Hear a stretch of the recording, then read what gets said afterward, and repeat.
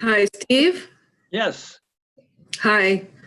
You're with the Watershed, correct? correct. And John just came on board, our president. All right. I'm Karen. I'm the deputy clerk with the City of Forest Lake. So I usually come in and I start the meeting a little bit early.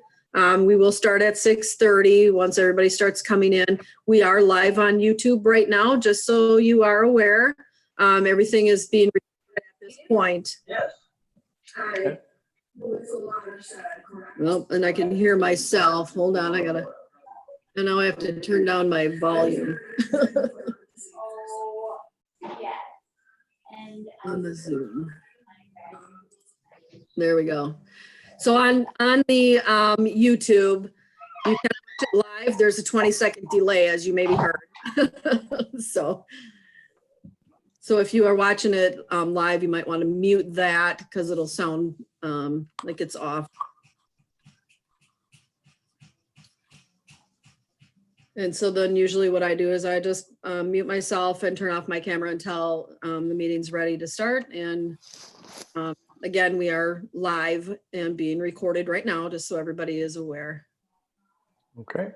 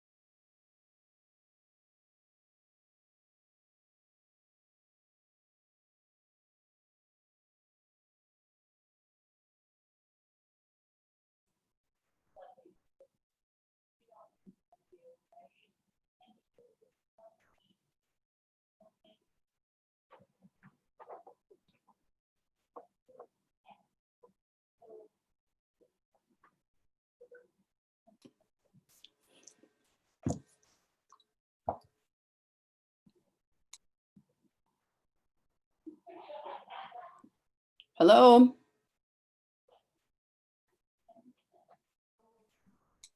Hi, Jackie. We still have 5 minutes, right? Yeah. Okay. I'll be back. Okay.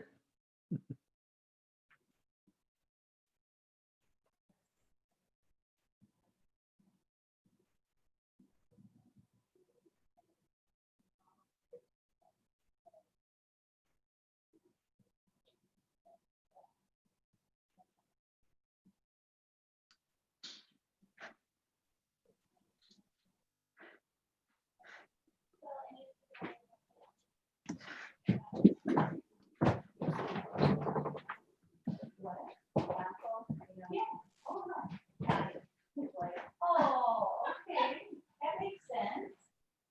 So this, it says small square set on the patio door too. Okay, so they made it as small as possible, I guess. Only have to keep it whatever the wall- Hey, good evening, everybody. Just doing a quick sound check. Hello. Hey, Dave. Hi. Hi, Mara. Evening, Laura. Hello. We've got a few minutes before 6:30, so we'll wait to get started, but just wanted to do a quick sound check.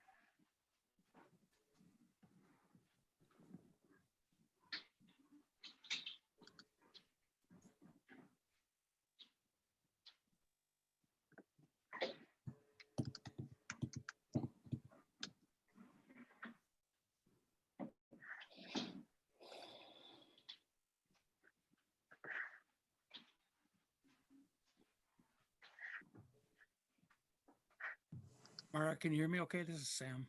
I hear you great. Hi, Sam. How you doing? Very How's good, everybody thanks. doing? Good evening.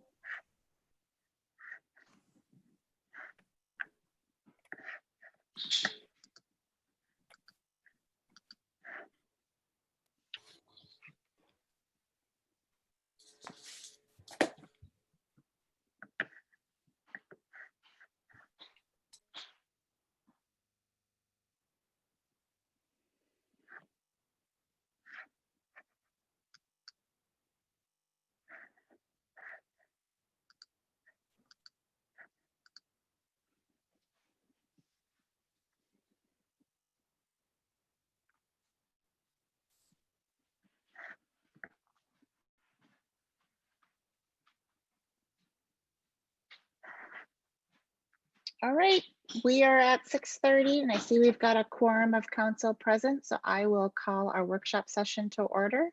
Karen, could we have a roll call, please? Councilmember Gerard, Here. Councilmember Husnick, Here, Councilmember Munson. Here.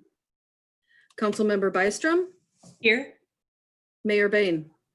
Here. And I would ask that Dan display the flag for the Pledge of Allegiance, and I would invite you all to join us in the Pledge of Allegiance. If you'd like to cut your camera while we are reciting the pledge, you can do so by hitting stop video in the bottom left hand of your Zoom tray. And with that, I pledge allegiance to the flag of the United States of America and to the republic for which it stands, one nation, under God, indivisible, with liberty and justice for all.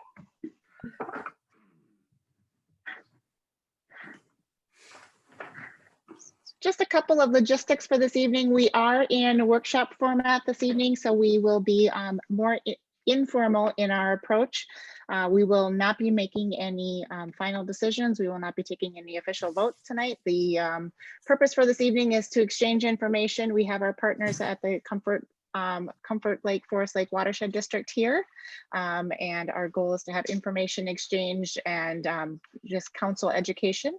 And so I would invite everyone to treat this as interactively as possible. Let's try to mimic as if we were sitting across the table from each other. I wish we were in that format tonight. So let's try to facilitate as best we can the dialogue despite the remote meeting logistics for this evening. We do have a council workshop agenda before us. Our first item on the agenda is our open forum. And Karen, did we have any submissions for open forum this evening? I do not have anything to read tonight. Perfect. And I don't have anybody waiting to speak, so. Okay. We do, so then we will transition into our only agenda item for this evening, and that is the discussion with the Watershed District. So welcome to everybody that is here. Thank you for joining us. And I think our first item on the agenda is to facilitate introductions. And I would invite somebody from the Watershed District to introduce the watershed members that are here, and then we can do council introductions after that. If that works? Sure, I can help and I can kind of call. Sometimes it's hard when you're not going around the table. So yeah, let's start with our board president, John Spence. I'm John Spence, current board president, and I've been with the Watershed District since 2006. Jackie Anderson. Hi, I'm currently the vice president, and I've been with the Watershed since the beginning of time. When is the beginning of the Watershed District? It was 1999 was the official start, but Okay. there were 7 years building up to that actual part. Yeah, That's good. that point. That's We good. did spend about 2.5 years working with the Forest Lake WMO. Okay, That was a requirement before we split off into the district format. and you've been there since the beginning. Since the beginning, and That's that fabulous. goes, like I said, back to about 1992 when the water issues started to bubble up. Right. Pardon my Yep, very good. Okay, Steve Schmaltz. Hi, I'm Steve Schmaltz, and I've been on the watershed for 6 years, and I'm serving as treasurer now. I have no screen, so I'm having, can you hear me first of all? We hear you Yes. great. But I can't seem to get my screen back on. Maybe I'm gonna have to leave and reboot. We can see you. You Yeah. can. Yep. Yeah. I wonder why I can't get off the Zoom screen. Oh, Okay, let me play around with this. There are view options in the menu in the top up right-hand corner of your Zoom screen. You can see view and there's a number of different view options. Yep. That is probably the end of my tech support capabilities, however. Okay. Well, let's continue with introductions, and next is Jim Dibble. You're muted, Jim.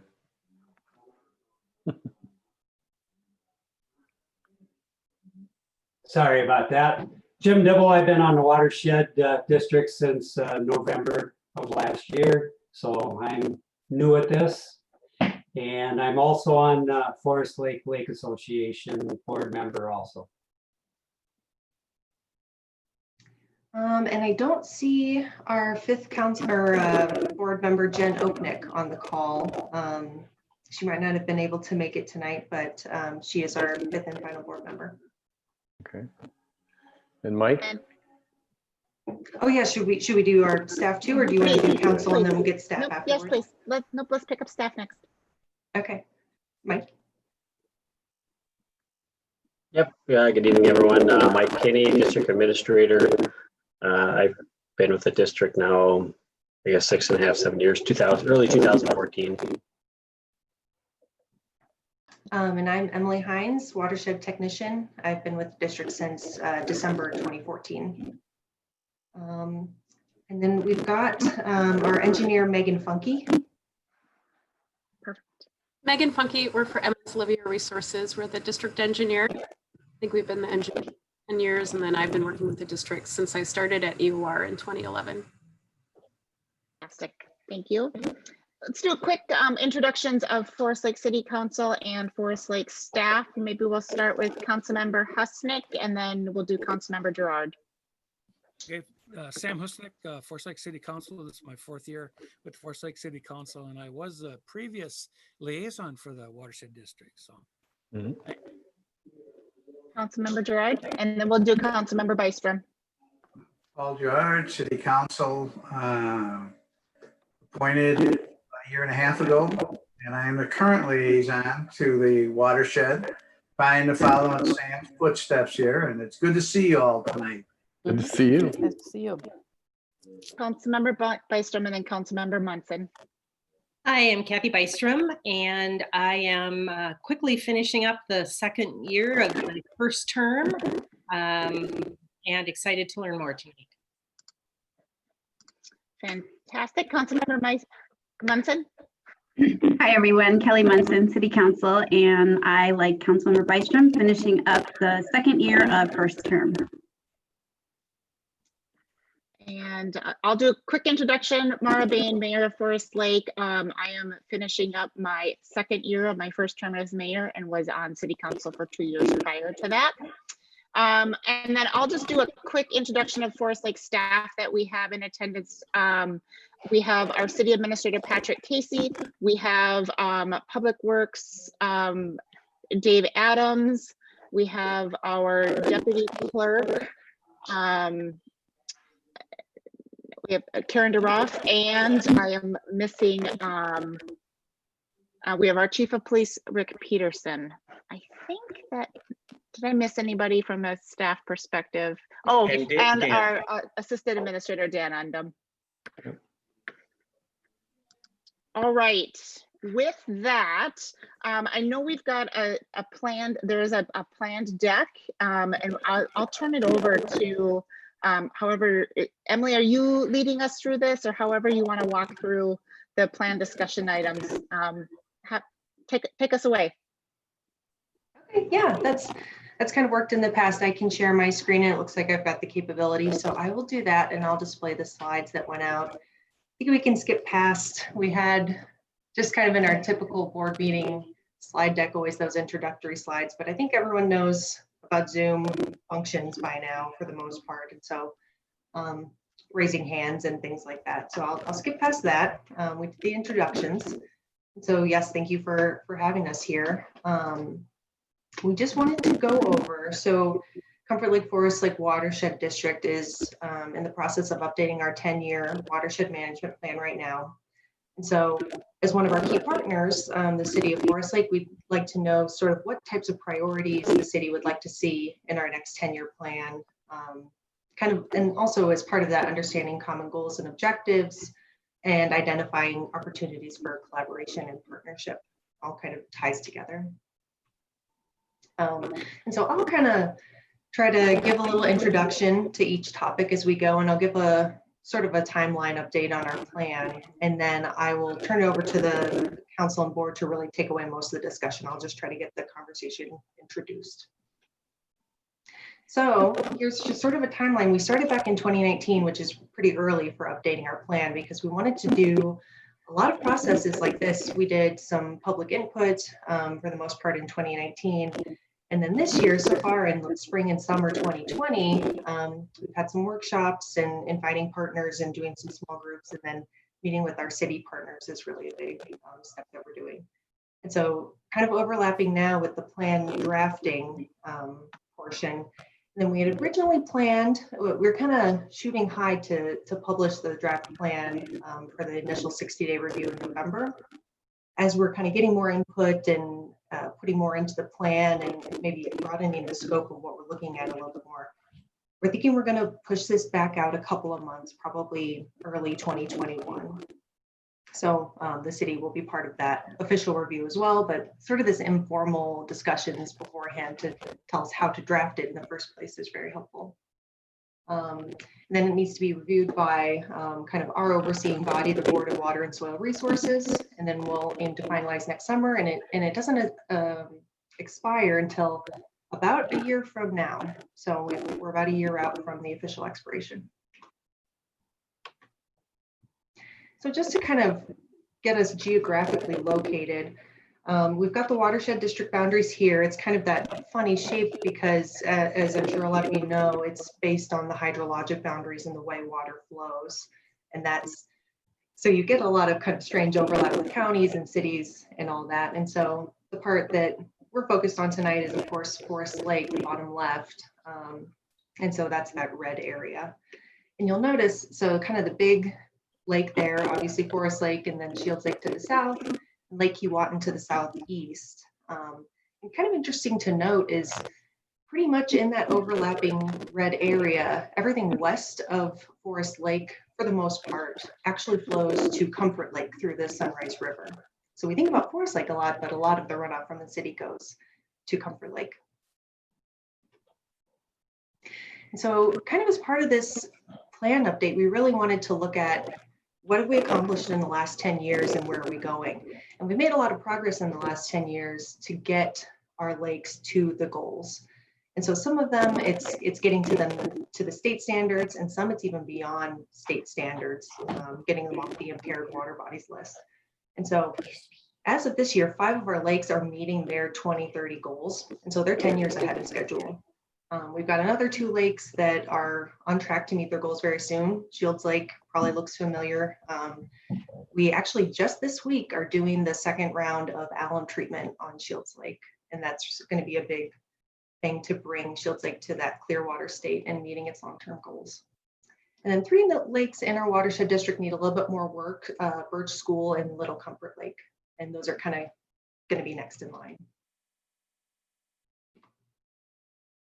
And so there's going to be a lot of info on the slides that we display, and we don't have to get through every single number right now. A lot of it's going to be for kind of reference later on and sort of preparation in advance. So I don't want to beat everyone over the head with numbers too much, but basically the next 2 slides are to say that there are the state standards, which, you know, the Pollution Control Agency has the impaired water bodies list. Shields Lake is one of the lakes on that list. And so how far are we to getting our lakes at least just to the state standards? That's kind of step 1. And we're about 75% of the way there if you kind of look at a cumulative phosphorus load overall. And then when you look at our district goals, which is even bringing them beyond state standards, even better than state standards, we aren't quite as far because there's that much more to go. We're about 68% or 2/3 or so of the way to get there. Emily, this is Jackie. If you could just tell the council how important phosphorus is and why the focus is on phosphorus or was on phosphorus. Yes, thank you. So phosphorus is one of the sort of limiting factors when it comes to algae growth in Minnesota lakes. That's when you look at all the different inputs that go into lakes, one of the things that really drives the algae growth and making the lakes green is phosphorus input. And that can be carried in dissolved in the water that's inputting, or by sediments that are coming in.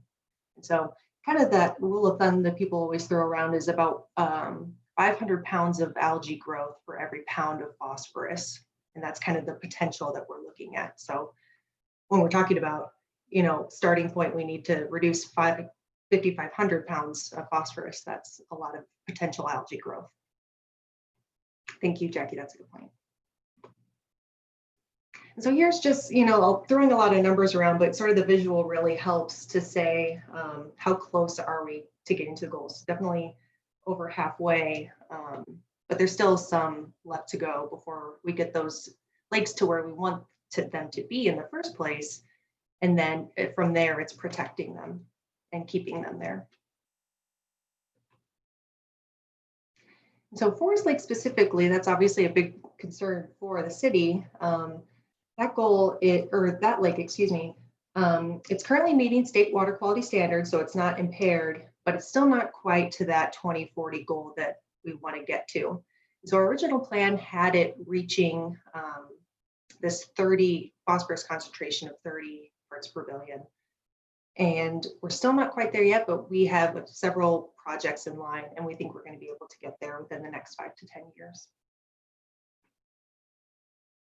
And this just basically talks about the general description of our process, working from the top of the watershed, cleaning up those highest sources of phosphorus and sediment up in the watershed first, and then ultimately looking internal at the lake, those processes going on.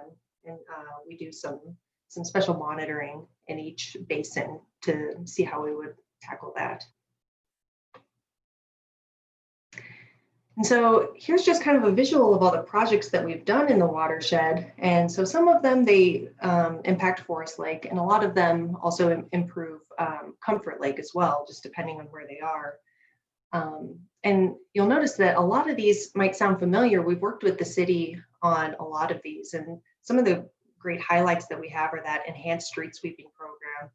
And really big shout out to the city, and specifically Dave Adams and Public Works for making that program a possibility. And it really exceeded our expectations in 2019. We did the sampling of the actual material that was swept up. And overall, we think that the phosphorus reduction achieved by that program is probably about double what we're seeing here, that 150. It's probably more in the range of 300 pounds, because the city was able to do even more sweeps than we had originally thought. And the estimates were kind of on the conservative side. And so it's even better than we had thought it would be. That's great. Yeah, so a lot of good examples of coordination, and that really makes a big difference. Then kind of looking into the future, continuing that street sweeping program is going to be really big for protecting Forest Lake. And then looking at a few other projects that we have going on, kind of in that Judicial Ditch 6 area to the south, as well as right around Forest Lake. There's a ton of dead end streets, and we'll talk about those a little bit later too.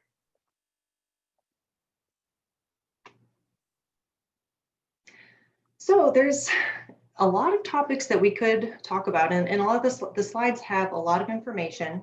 And so we tried to just do our best to highlight a few that are really the top ones that we want to talk about. That street sweeping program is obviously a big thing that we want to keep continuing, as well as this coordinated effort about aquatic invasive species, which is multifaceted as well. And so with that, I want to turn it over to the board members if they want to say anything that I missed, or if City Council has anything to say.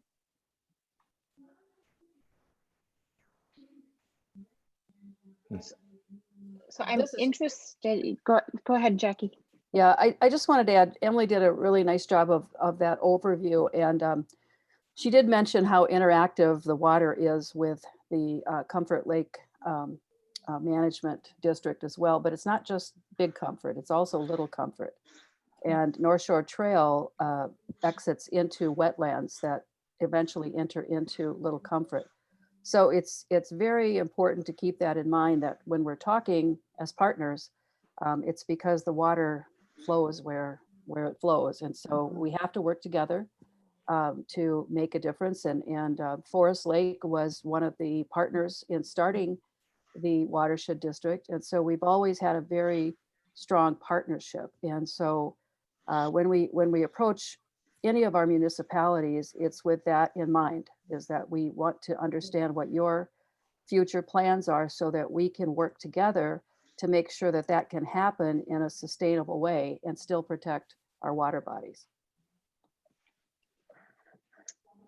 That's great. And we appreciate that approach and that history, and we share those same goals.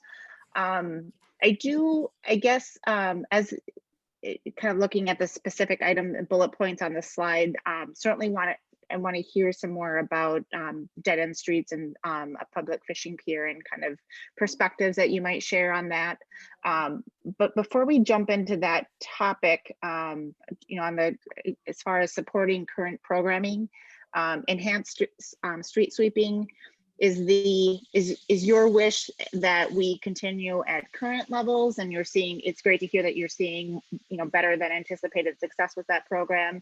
And so are we looking at ongoing maintenance of existing capacity, or is there a different wish that you would like us to take with that program? Mr. President, this is Mike. I'll perhaps answer that. So last year was this first year where we completed, as we stated, Dave and his team did all the sweeping and then collected the samples.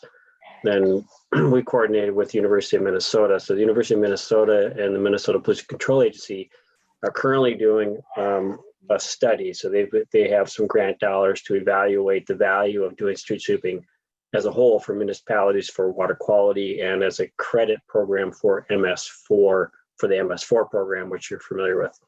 And so as such, as it happens in the watershed district here, we were ahead of the curve because we already completed the study to give a recommendation for the number of sweeps based off of different aspects and number of miles and tree cover, et cetera. So we had that already completed, and so we've been working with those the partners, University of Minnesota and PCA, and with that first year. So right now we're doing another set of sampling to help better understand, because we get a better idea as to what the value is.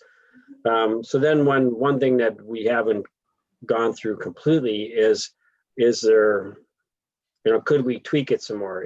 Are some areas maybe would be a little bit beneficial to increase a couple times more a year, or and how would that possibly be facilitated? The other is then taking into consideration the reduced costs for other MS4 infrastructure, the material that's not going into sumps, not going into channels, not going into ponds, etc. So we would like to calculate that to just as an overall way to communicate to other municipalities and to other watershed districts how beneficial this is. So there's really some tweaking of it, but right now, I mean, we're very, very pleased with the current results. I mean, I'm not going to say we need to do anything one way or suggest it, but I think that we would like to look at the data again at the end of this year, and then is there something that we could do? So we also, given those results, we were able to leverage then we worked with the city of Wyoming to complete a grant application with them, which they submitted for their own sweeper. So, you know, is there, if they were successful in that application, is there a way to perhaps do, you know, work with the city to look at some of the drainage area that goes into the Sunrise River in the commercial area?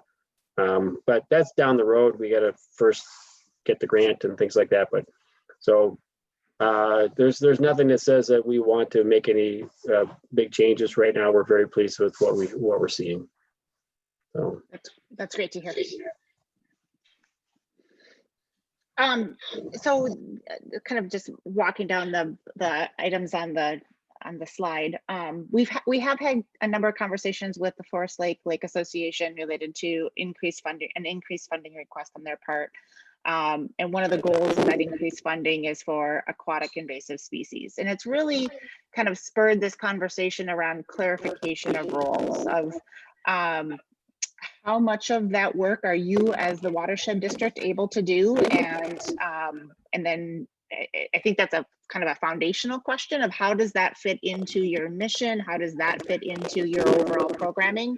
And then second, a second follow-up question to that is how do we as a partner support those efforts and also support the efforts, I guess, all of us work collaboratively with the Lake Association on their efforts. And so I think maybe just some foundational understanding of how the AIS issue in particular fits within your overall mission and framework would be just helpful. And then we can talk further about some of the specific requests that have come up.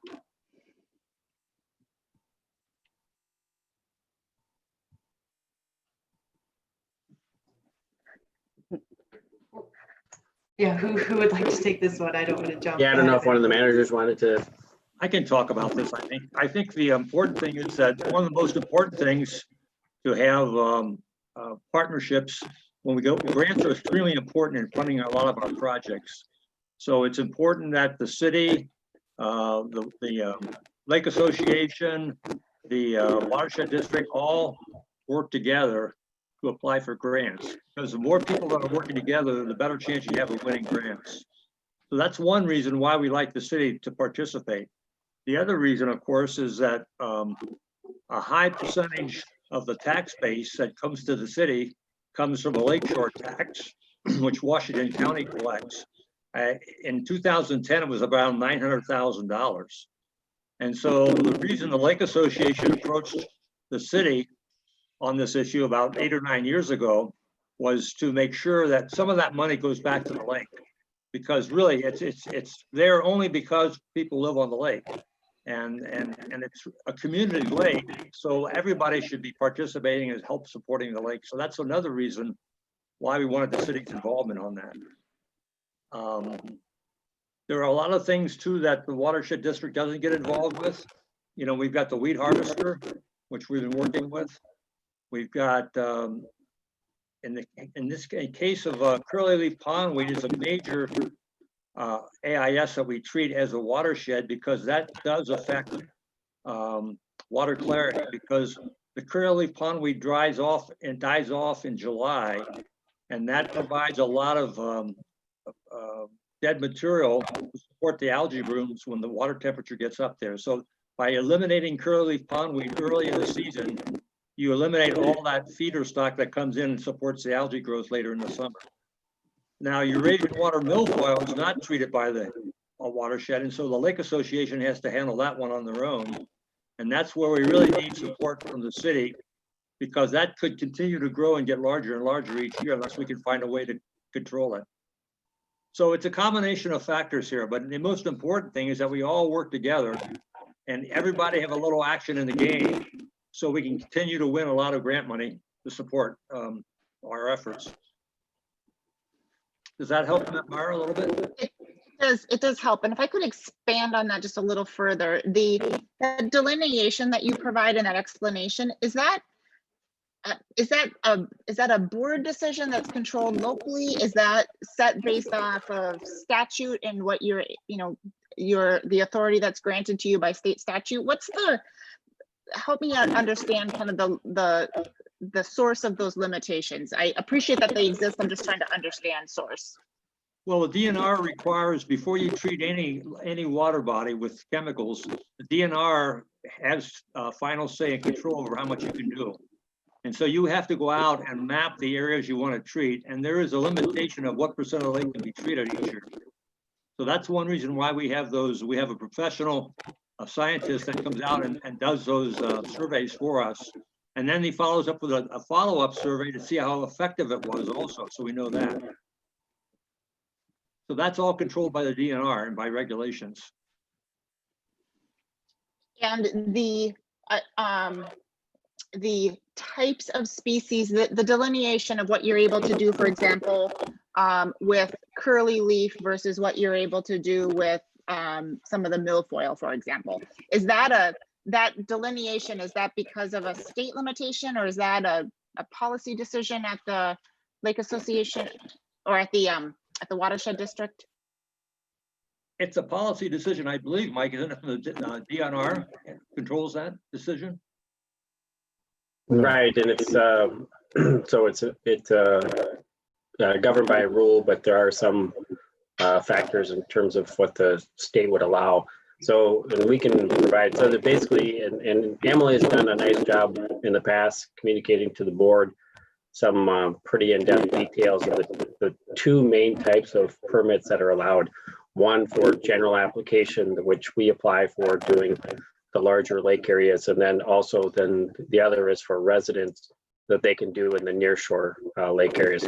But the DNR also then cumulatively looks at how many permits are being applied for in the areas being treated. So there's two factors. They don't want too many chemicals in there, but they want, of course, a professional to be doing the application. And the other is concern for ongoing potential for resistance with too much application. So there are, certainly, and so we are required, or anybody would be required, whoever was doing it, lake associations, the watershed district, or the city, to get the permit in advance and the delineation is required for each species of AIS. So. Okay. And that's for kind of the governing rules around treatment. How about funding of programs related to prevention? So whether that's watercraft inspections, is that the scope of programming that you offer? Do you as a board have full authority over setting that, or are you also governed by are there some other regulatory limitations of what you're able to provide? I'm just trying to really understand the regulatory structure, because what we end up with is kind of these questions on, what is the city's primary role? What's the watershed district's primary role? And so I'm just trying to understand some of your kind of variation between what's a limitation based on statute and structure versus what's more of a policy decision that you've made. So 4 out of the 5 public boat launches are owned by the DNR within the watershed district. So the other one is owned by the city of Forest Lake. However, for watercraft, everybody pays and has to have a licensed watercraft. You pay to the DNR. So in the watercraft inspection program is entirely managed through the DNR. We coordinate with them to have all of our inspectors trained through their programs. We submit all our data to them so they can collect it on a statewide basis. So from a watercraft inspection program, one other thing is that we do get some grant dollars. The legislature has allocated statewide by county it's a formula based on the number of parking stalls of each public boat launch. And then so Washington County gets a certain dollar amount, Chisago County gets a certain dollar amount, and they each can do what they want with it. Chisago County has elected to retain it all within their organization, and then and then manage the programs. Washington County has a similar program. However, they have given grants.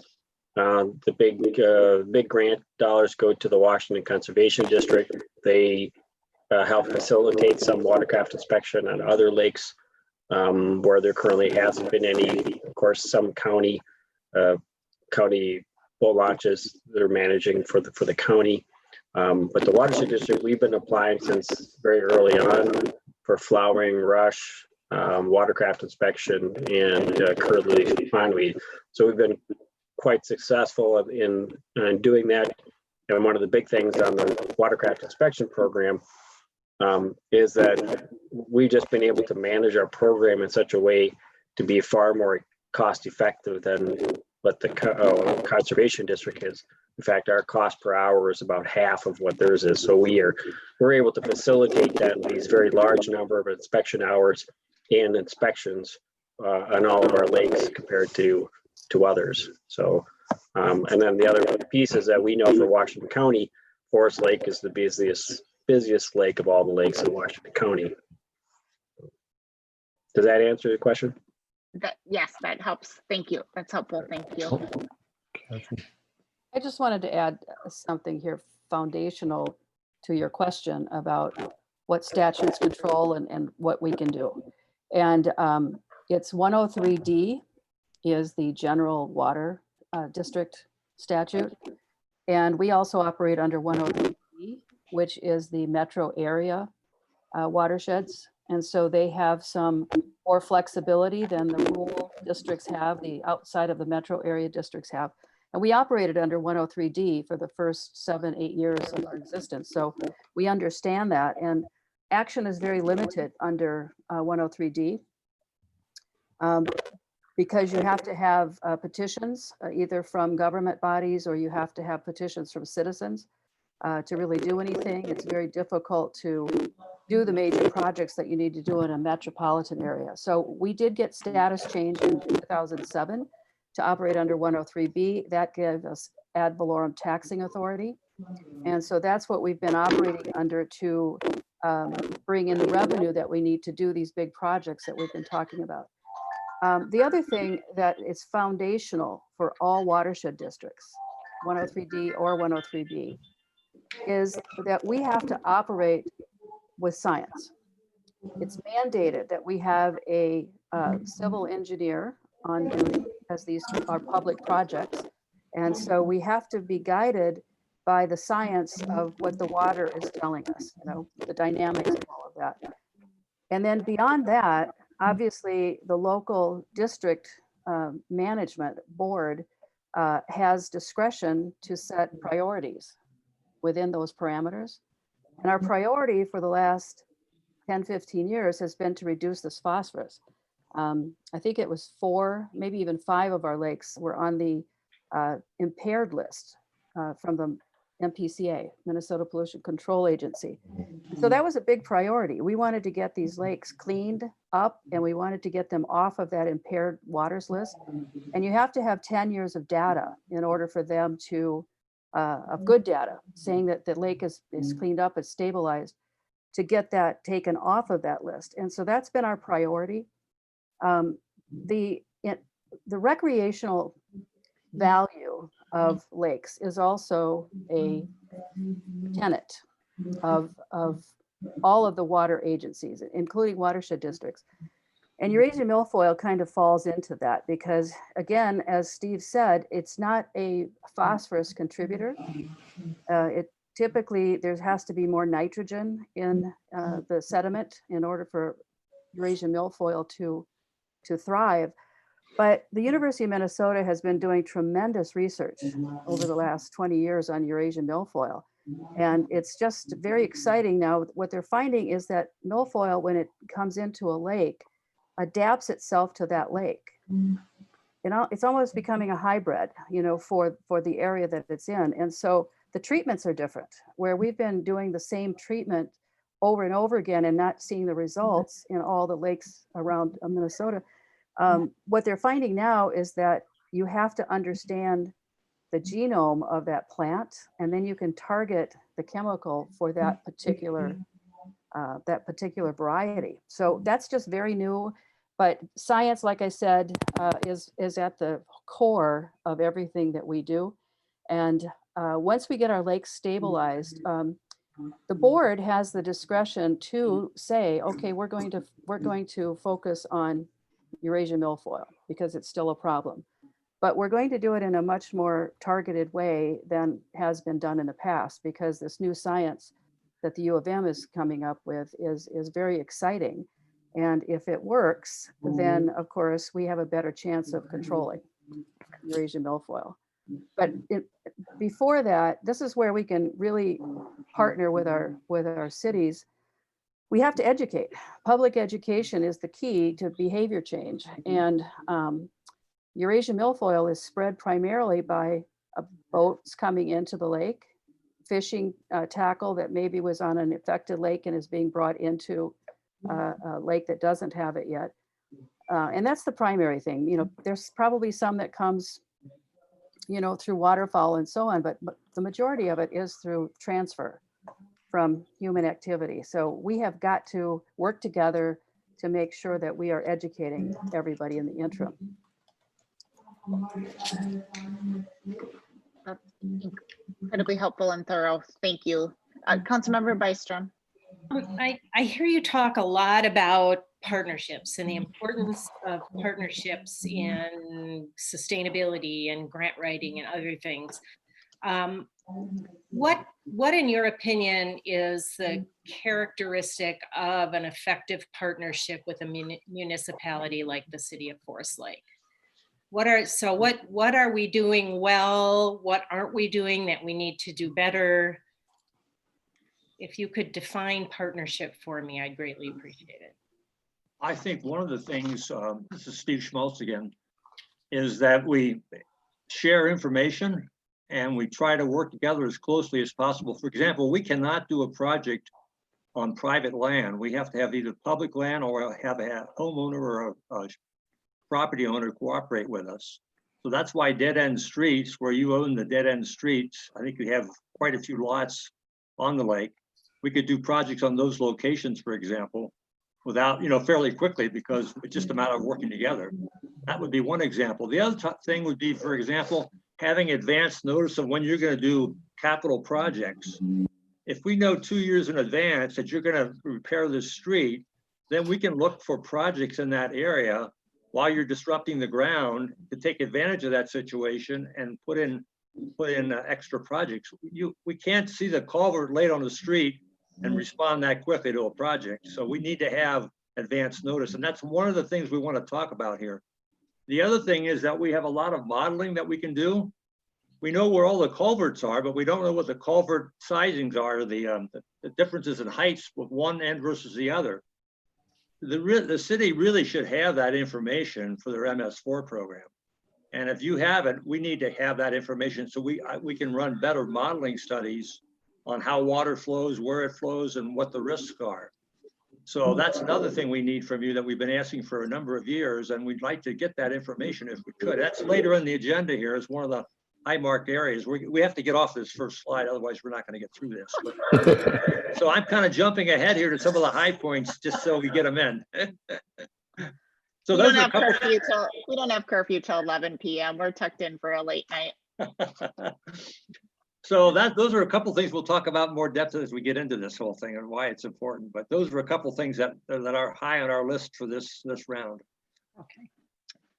Yeah, I welcome the conversation on certainly dead end streets, fishing, the public fishing pier, and you help us work that into, and also just definition of partnership and some of the greater collaboration on the projects. On when do you want us to get into more of that meat? Because I think you have a council that's also that's high on our list as well. So, and you know, working together on the downtown project is a good cooperation program that you want to do on Broadway Avenue, for example. That's going to be a big program, and we each have our information and knowledge to bring to the party, and by working together, we'll come out with a much better result and a more economical result for the taxpayer also.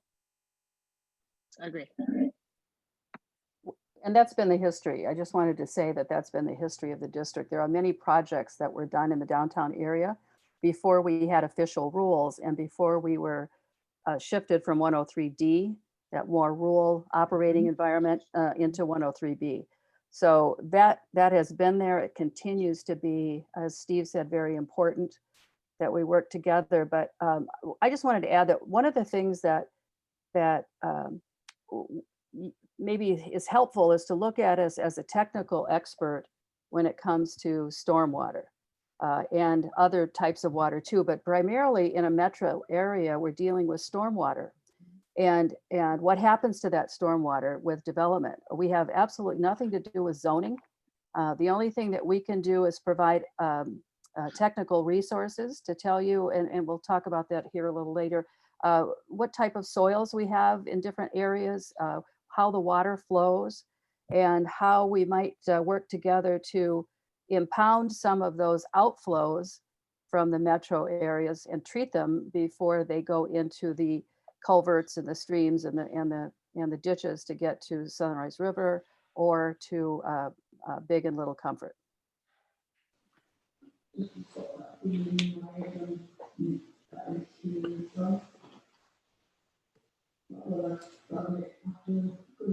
So Emily, so I guess a good moment here to pause. Any other council members, board members, additional thoughts? I would like us to come back to this question around dead end streets, and I'm interested in hearing more about how we could be how we could broaden our collaboration. As you know, this has been as I think you know, this has been a topic for us on the use and what is and we get questions from residents frequently on why are those right-of-way spaces important and what function do they serve? And I think we're going to hear from you you have some thoughts on that matter. And so I don't know if this is the time to talk about that, if you'd like to work that in further into the deck. And Emily, I'll take your lead on where this best fits. Emily, I can take that if you want. This is Jim Dibble. Okay. The dead end streets that flow into the lakes, into the lake. Looking at doing plant programs. So there's a barrier there before they get to the lake. And then also making it more better looking to the public, having wildflowers and the rain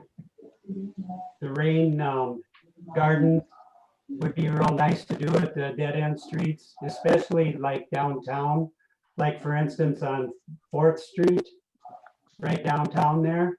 That would be the best spot for what I would think for the fishing pier, because there's a lot of parking on that street, and that dead end street right there has a very ugly looking area. So that we'd be able to clean that up, put in the fishing pier, and there's actually money from the Hallberg grant fund that would be able to help that. The Forest Lake Association questions its members about what they wanted to do with that Hallberg money, and that fishing pier was very popular. So it would be nice if the city council would kind of look at dead end right there and see if that would be a nice spot for it, and maybe everybody could work together to, be able to have that happen. So we just draw a couple of connections here. We did have this topic come up in a workshop recently with the Forest Lake Association. And I think that from a city's perspective, there's broad appetite in exploring that type of an amenity. I think we, and council members, please chime in if you have other perspectives. I think our concern was alignment on timing and expectations of that timing. Knowing that we have could be a fairly extensive permitting process to greenlight that project. And just expectations, our thought was that we should all be mutually dedicating project work time in 2021 to to study, research grants, go after grants, kind of evaluate what that permitting process looks like, so that we would be targeting an actual project in 2022. We felt that to try to have that all done and funded in 2021 was probably more aggressive than what we were comfortable with, just again, recognizing there's different entities involved in perhaps a fairly extensive regulatory, some regulatory hurdles, as well as funding hurdles. Recognizing there's probably some appetite or some ability to apply for grants, and we wanted to give enough timeline to explore all of those options. As it relates to, I guess let's maybe pause there as it relates to the fishing pier. Council members, anything else you would add to that, or I guess maybe also board members, any further thoughts specific to the fishing pier we should talk about at this time? And I'm not seeing everybody on screen, so please jump in if you're raising your hand.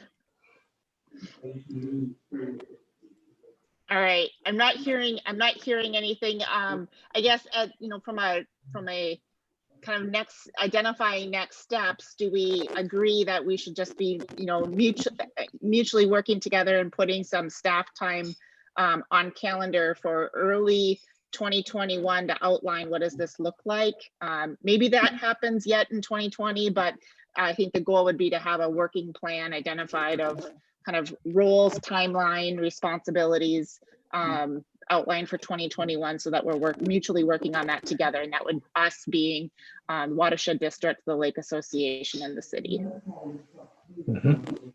Excellent. Also just to make sure I'm covering bases of all interested parties, there was some initial conversation about a fishing pier occurring at Lakeside Memorial Park. And while an option, there is some considerations from our Parks, Lakes, and Trails Commission to take into account. Might also lend itself nicely to this 4th Avenue location that you mentioned. And I think just the aligning on where is also going to be an important initial to do, end of 2020 and beginning part of 2021. I think there's some pros and cons, parking being one of them, utilization of public space, all of that type of stuff. So, can we maybe transition then to a little bit of a broader discussion on dead end streets? And when I say, and I appreciate that there's a specific Lake Association or a Watershed District opportunity where there's dead end streets.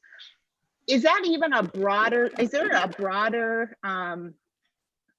kind of definition of spatial need here that we should be considering?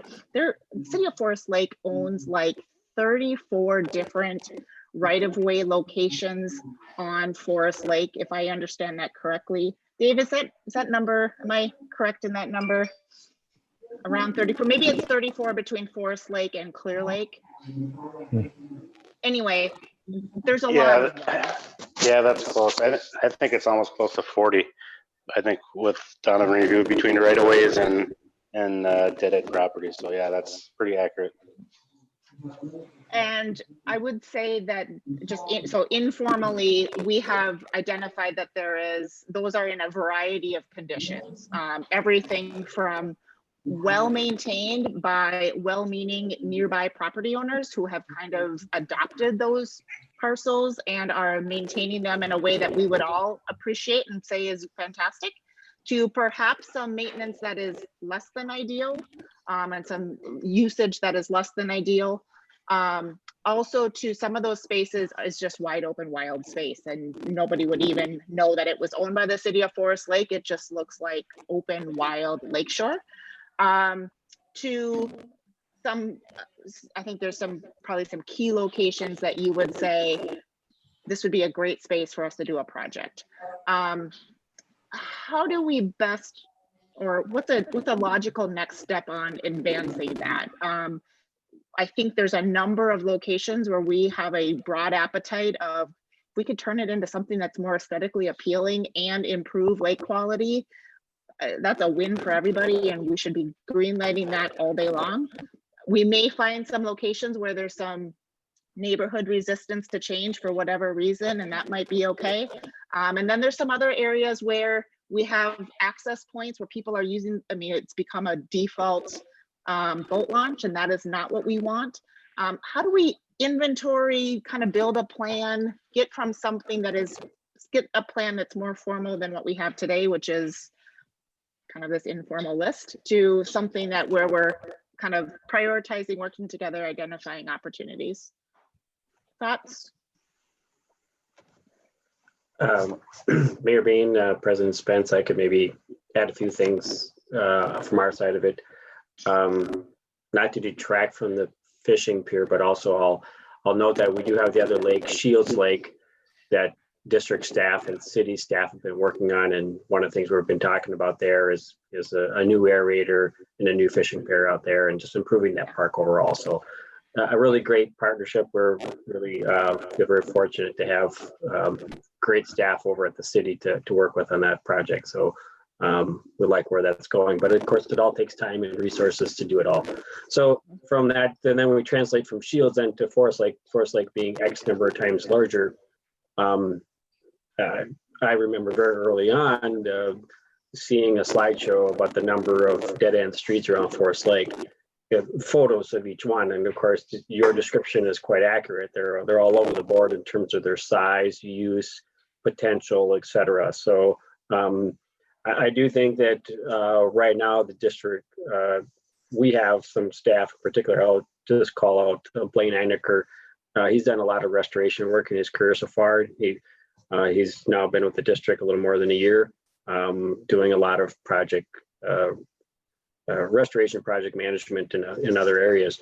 And we've been trying to really tackle those bigger projects. And as you saw on the earlier slide, the Shields Lake project is really sort of the 900-pound gorilla, if you will. So it's, taking all this nutrient load reduction now coming out of Shields Lake into Forest Lake. And so now, but in order to get us to those longer term goals, where, you ultimately end up with smaller and smaller projects. So that's one part of it. But the other, now that we start looking at, I think from the district standpoint, we're talking about operation and maintenance. And I know that the city has tons of maintenance stuff to deal with and try to almost catch up, if you will, because it's easy to defer, but it's really hard to catch up on. So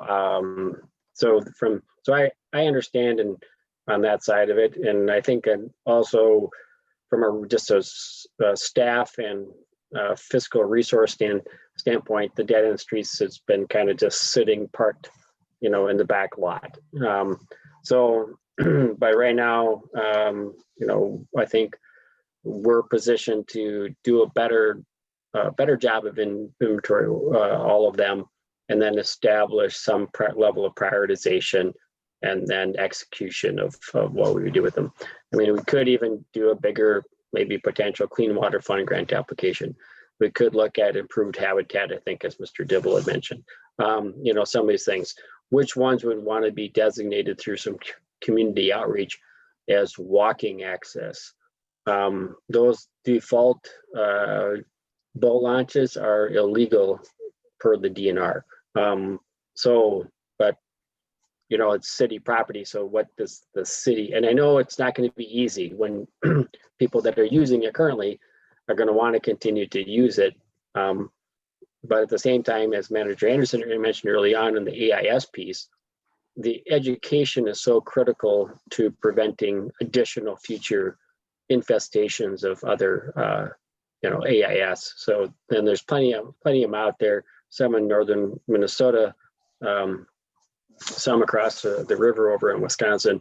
And so we're trying to do our part in terms of educating, but also just recognizing that anytime there's a pathway that's unregulated, that's an enhanced method for introduction. So I think that would be the first piece. It would be to really inventory and then start a discussion about which ones would be best suited for what purpose. Some of them are going to have the potential for water quality. Some of them are going to be then maybe just more like an access piece. On top of all this, what we're currently trying to do right now, we have some volunteers. We started a whole new effort on monitoring small tributaries going into Forest Lake. We did a very large effort several years ago through what we referred to as a diagnostic study. So that was a very large effort to go through one of the major drainage areas into Forest Lake. We took about the top 15 out of roughly 30 areas that were draining in. But now we're trying to go after these little ones to see which ones are contributing, you know, something from outside draining into Forest Lake. Some of those paths are through some of these dead end street areas because they're a natural area.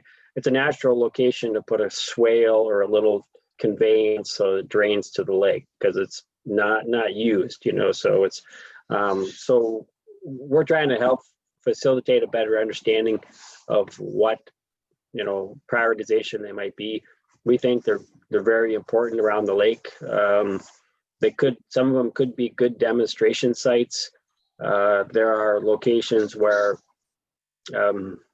there's a growing body of evidence that when you have emergent like bulrush or bulrush rather, and other things coming that are emergent plants near the shoreline, that they act like thermal collectors, and they warm up in the wintertime, even when there's ice. They soften the ice, and you don't have the big ice heaves in those locations. So, you know, getting people used to the idea that, gee whiz, maybe some plants near the shore are okay.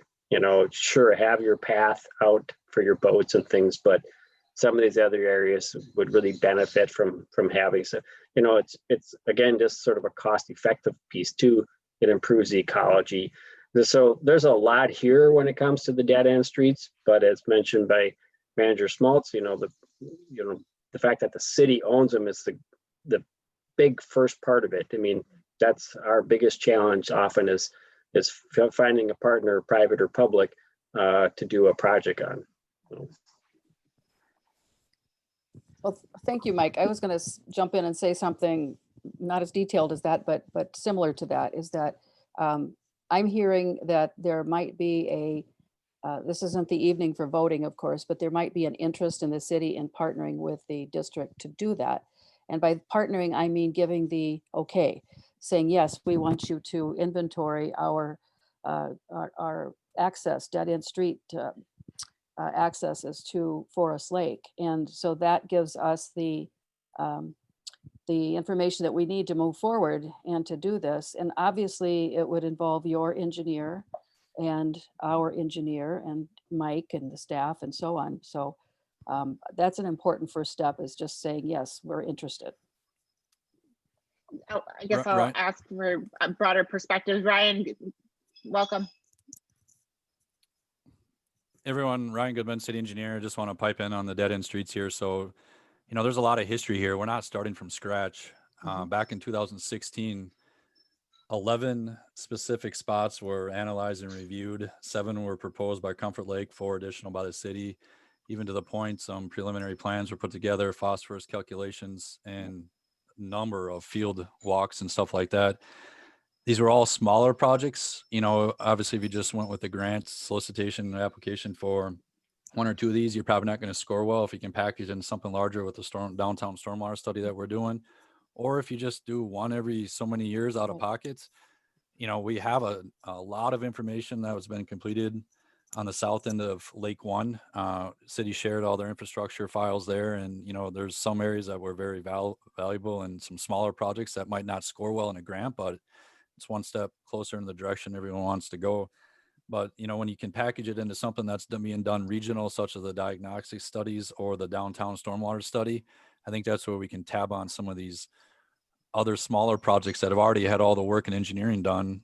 We just, you know, piggyback the bigger grants. So, you know, some of the council members that weren't around in 2016, you know, there was 11 sites that were pretty well vented on the south side of Lake One. So like I said, we would not be starting from scratch and have a lot of valuable data already that can be used in other stuff that's going on in progress right now. That's right. Ryan, can you give some perspective on, and I'm just trying to understand history. If that work stopped, why did it stop, and how do we, and Well, your as- perspectives on Well, next steps? As we're talking, I pulled up all my old emails. Mike, Dave, and I were the only ones that were around. You know, Yeah, there you go. that's what happens in institutional employee transitions. Yep. And but there wasn't a critical blockage. It was just we And- just need to pick up this ball and keep moving it down the field. Is that what I'm And hearing? like I also mentioned before, these are smaller projects that are not going to score in these very competitive grants. Thus, we chased bigger stuff. You know, the watershed then did the water use yeah. project down at the Forest Hills Golf Course, which is a significant improvement to drainage and the whole Shields Lake thing. So you got to shift where you know you're going to get the money, unless you got some free money coming. You know, just quick notes. You talk about the Hallberg money. You got one group talking about a pier, this group talking about the pier. You guys all just need to get together and look at the recreation outdoor grant that's offered every year by the DNR that's willing to pay up to $250,000 for a fishing pier. Mm. You know, so get all of us together in an application, and I don't know how you don't win that. Mhm. Good. That's helpful. Thank you, Ryan.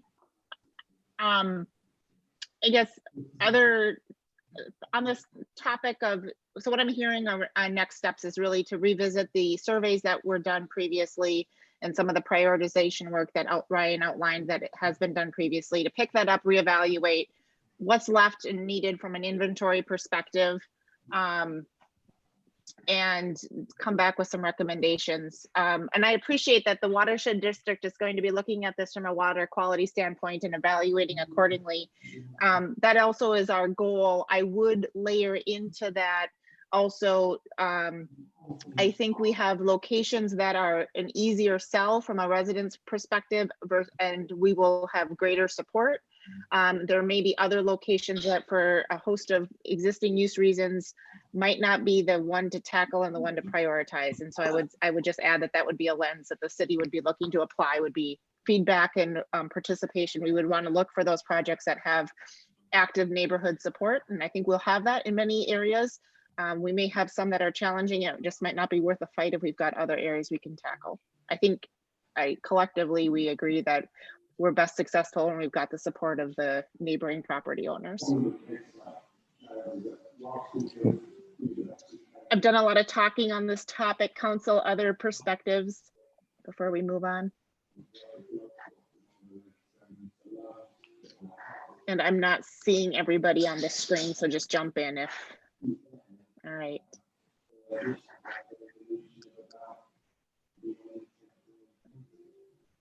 Emily, let's turn it back to your slide deck and keep us moving.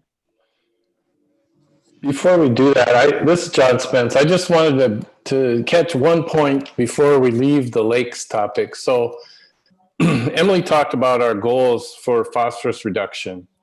And I think one of the questions that comes up is, where do these goals come from? We know one of them is the state standard, but the watershed district early on in its history picked a more stringent standard to shoot for at the time. So the state standard is 40 micrograms per liter. We're shooting for right now for a 2040 goal in our major lakes, deep lakes, of 30. But the question comes is, well, where does that goal come from? Is it arbitrary? Can you reach it? Does it make sense? And what we've done recently is we've started deep core sampling the lakes to find out, before development started in these areas, what were the capabilities of these lakes? Where were they at from a science perspective? So we are going to, it was on one of the slides, but we didn't really talk about it. We are going to conduct core samples on all three basins of Forest Lake. And the reason we're doing that is to make sure that the standard we're targeting is actually a reasonable, economically reasonable standard. If 30 is impossible to reach, then it wouldn't make sense for us to try to achieve that goal. So just to reassure the council and the taxpaying public around the Forest Lake, we are trying to use science to set standards that make sense and to go after the standards that are achievable and are reasonable and look like pre-development stage. So it's all there. I think the information's there, but sometimes we miss focusing on that we talk about science, but we are actually using science to also drive some of our policies. So. That's helpful context. Thank you. Mm-hmm. Yeah, thanks everyone. Okay, let's move on to stormwater management. And a lot of this all of these issues that we're going to cover tonight are very interconnected, and especially stormwater management, because one of the big reasons that we care about it is because it negatively impacts the lakes that we love so much. And so some of these will be related, but just a few of the top issues surrounding stormwater management that our board and our district is wanting to talk about is kind of that data sharing of the culvert, invert mapping of both elevation, sizes, locations, and things like that. And the city capital improvement plan coordinating on that front. And also kind of like Manager Anderson said, sort of looking to the district as a technical partner. And that's great that we're doing that with the downtown district joint study. And we've been updating our hydrologic and hydraulic model. And so just a lot of inputs going in there, and having that continued coordination is really helpful. On the data side, as well as kind of on the ground, when we talk about development happening and when the city issues permits and the watershed district also issues permits, there's some overlap there. Doing site inspections and coordinating on that is very important as well. So I want to turn it again back to the board and council to kind of share their thoughts.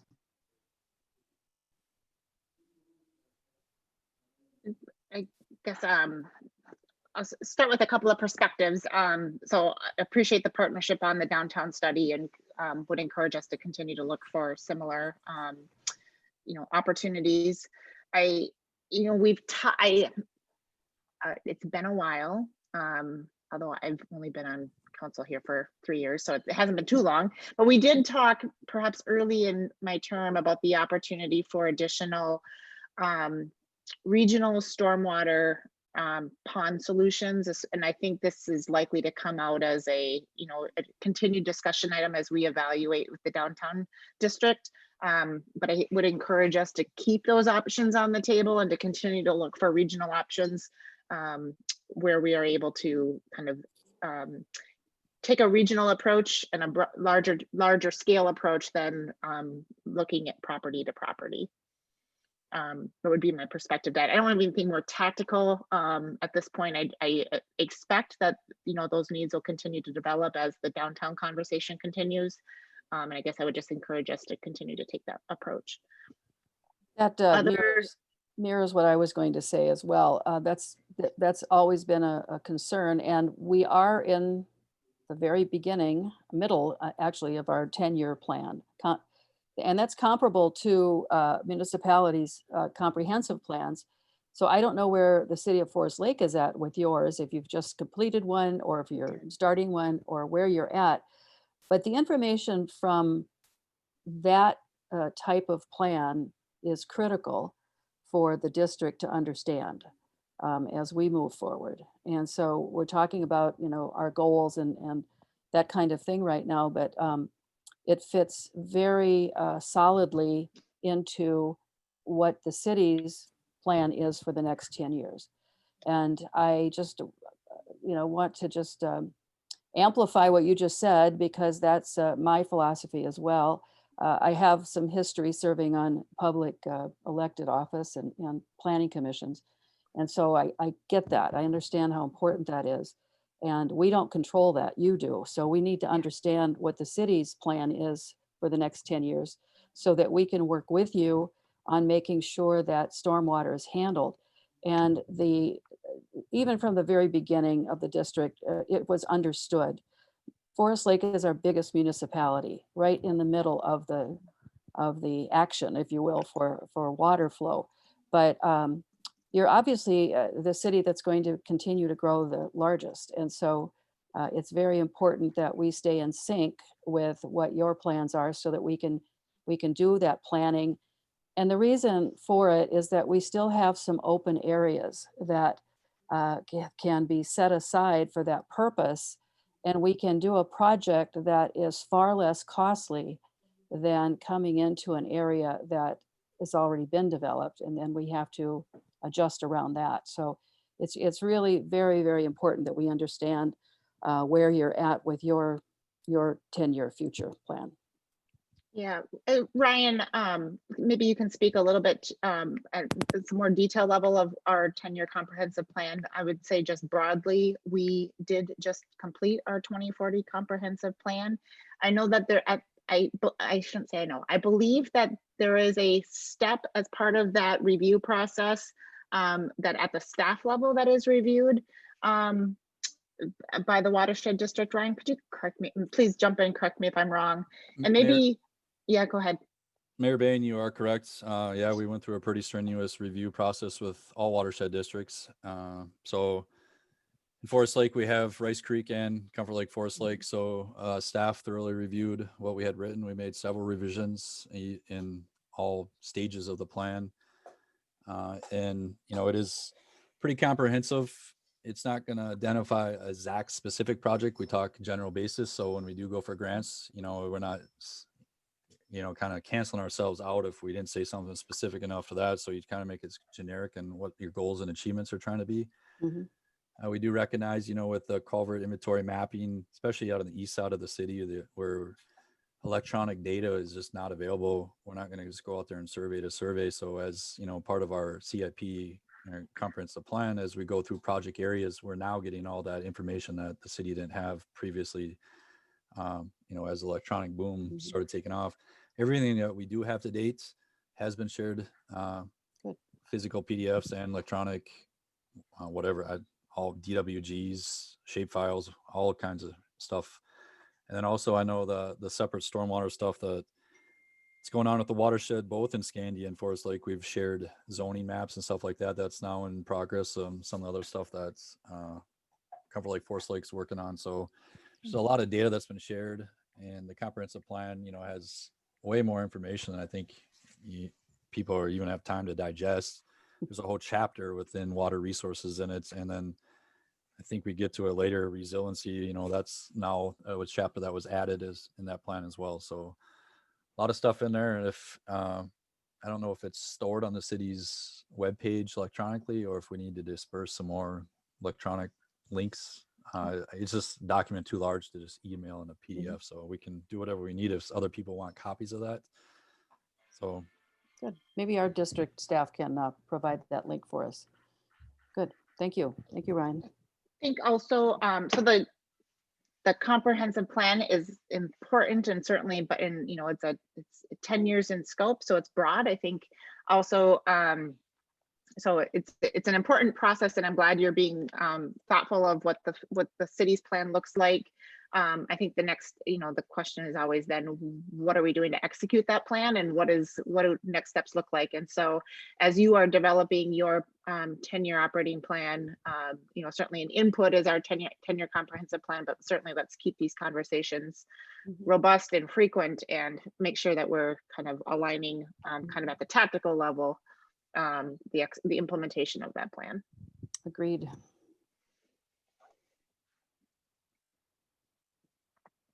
As it relates broadly to stormwater management, I'm just thinking, I'm just pausing here and looking at the slide and wondering if there's more kind of tactical conversations we should pick up at this point, or more details. And I guess I'd open it up to all members. Any other discussion points we should be talking about at this point, or are we ready to move on to the next slide? As Emily said, this is a broad one, so it goes a little all over the place. Not hearing anything, Emily, let's move on, and we can we'll certainly have opportunities to circle back.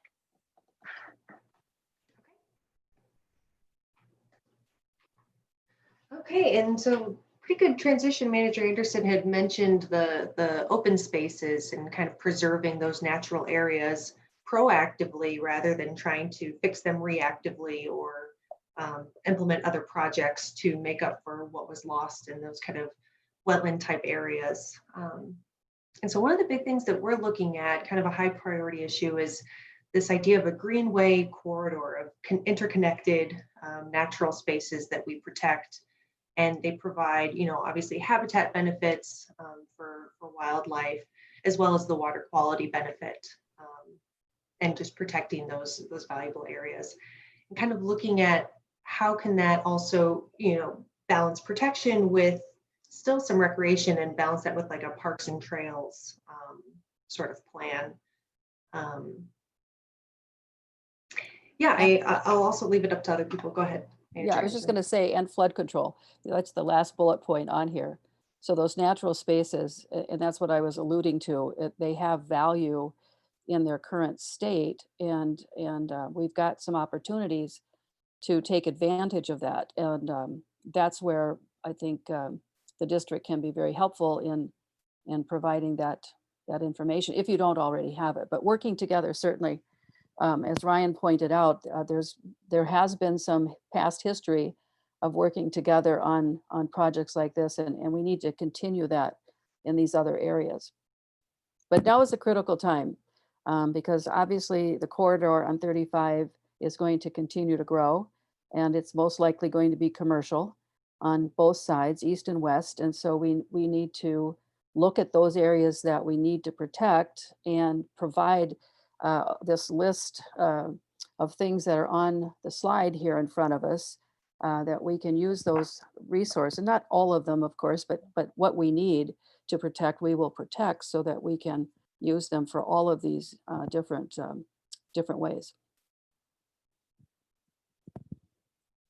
Take myself off of mute here. Maybe just a quick point of reference. When you say a geography lesson for myself, WJD 6 sub-watershed, what location are are you talking about? A specific location within the watershed district, or is that broadly all watershed, the entire watershed district? It's very specific to a judicial ditch. JD stands for judicial ditch. Yep. And so it was, And where is that? It's just, well, Emily, don't you have a slide on that? Is this not displaying for people No. correctly? It doesn't look like. We're only seeing the red. Oh, yeah. Okay, The that's what I underlying thought. map is I'm gone. not sure what's going on there. Hold on one moment.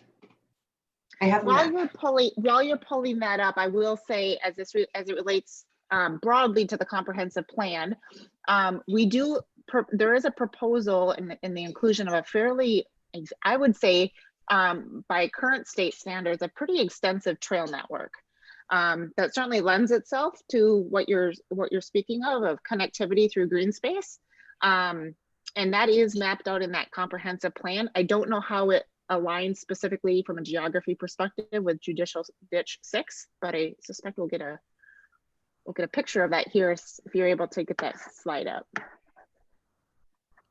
That slide, though, may also be in our packet, if I can. Yeah. Council, if you've got our packet.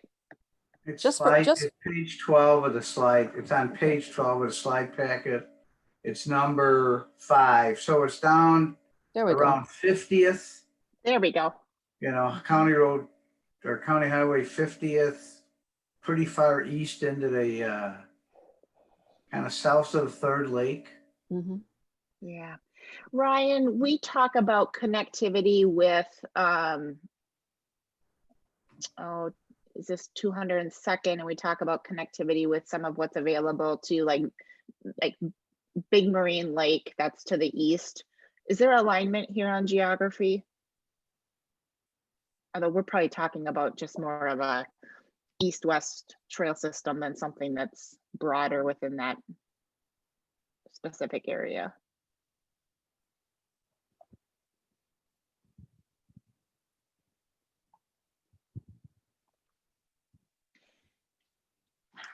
Come on.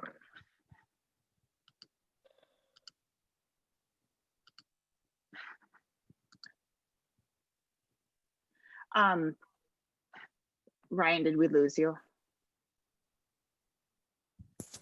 Big Marine is just southeast of that low density residential area that you're showing.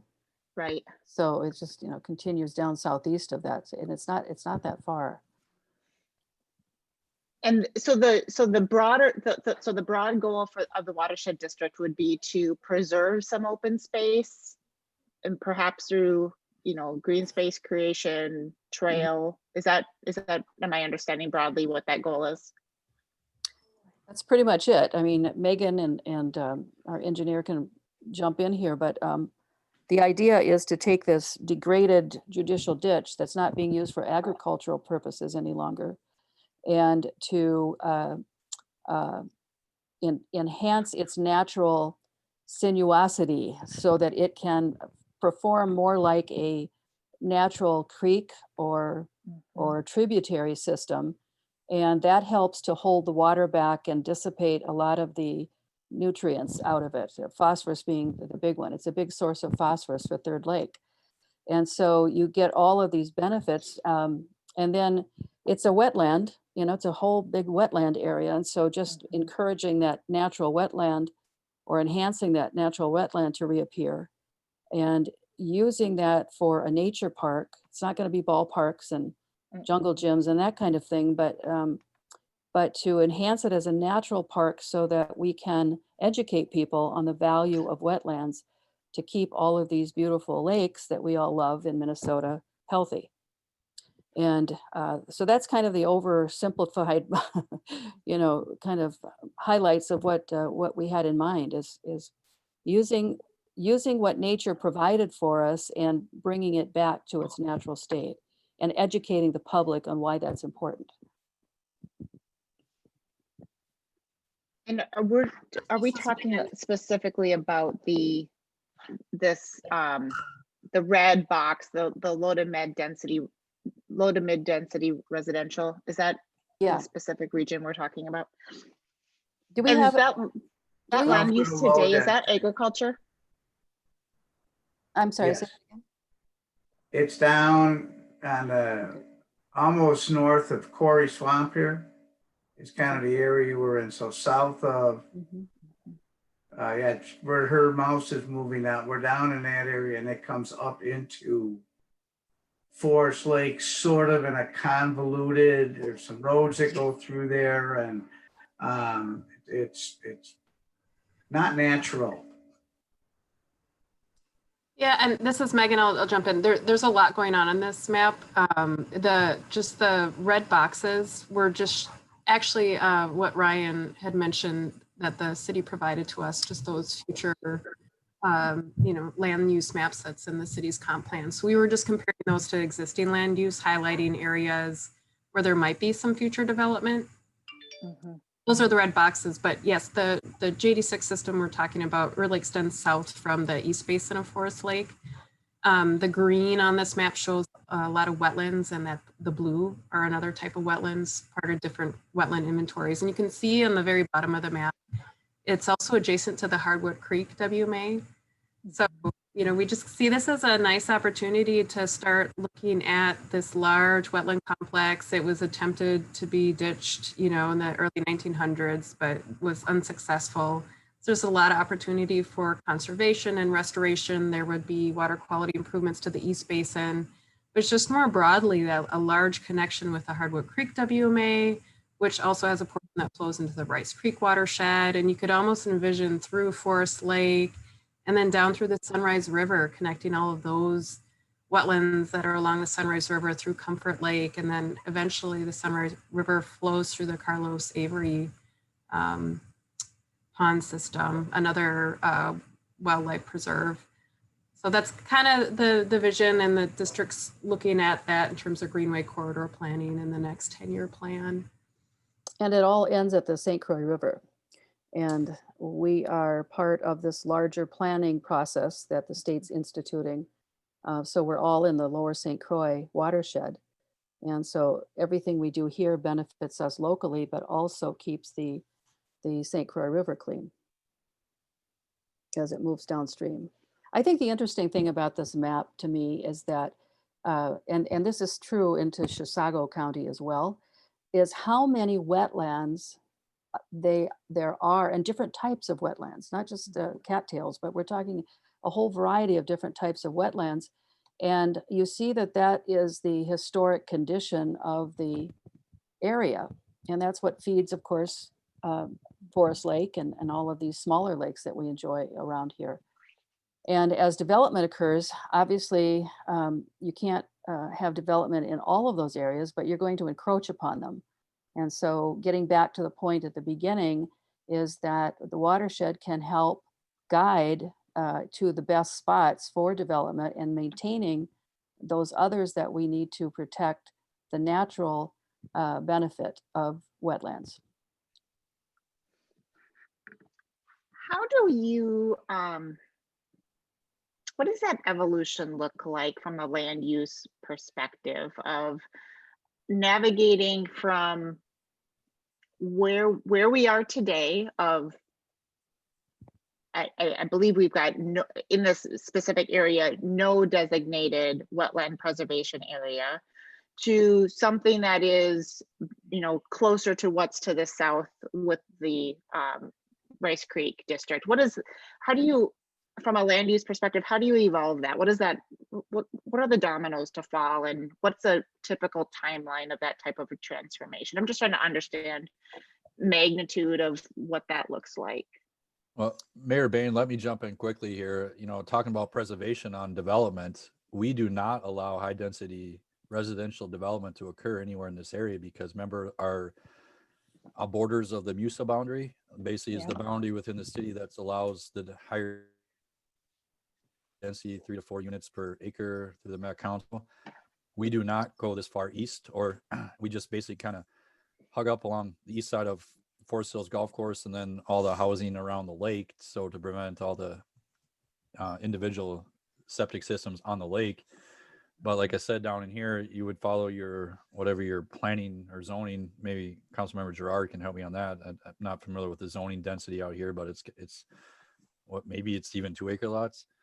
But then also down in that area, the city in Rice Creek, we're working a little bit. I think some staff in Comfort Lake may have commented on a thing or two, but when we're working with Pheasants Forever and preserving some of this additional land for hunting and just natural wildlife. So those are some of the other things that have gone down in this large wetland conservation area, and how we prohibit any additional development because we do not extend the MUSA boundary out that way. That's been approved in the last comp plan. Basically took us to the, I would believe, the farthest limits we'll ever have in the city. So Yeah, I guess what I would just answer to that question is, and Ryan's done a good job of pointing that out, is it is obvious that you've got low density in these areas that he pointed out. But the other thing to me to look at is this yellow coated area. That's the 100-year floodplain.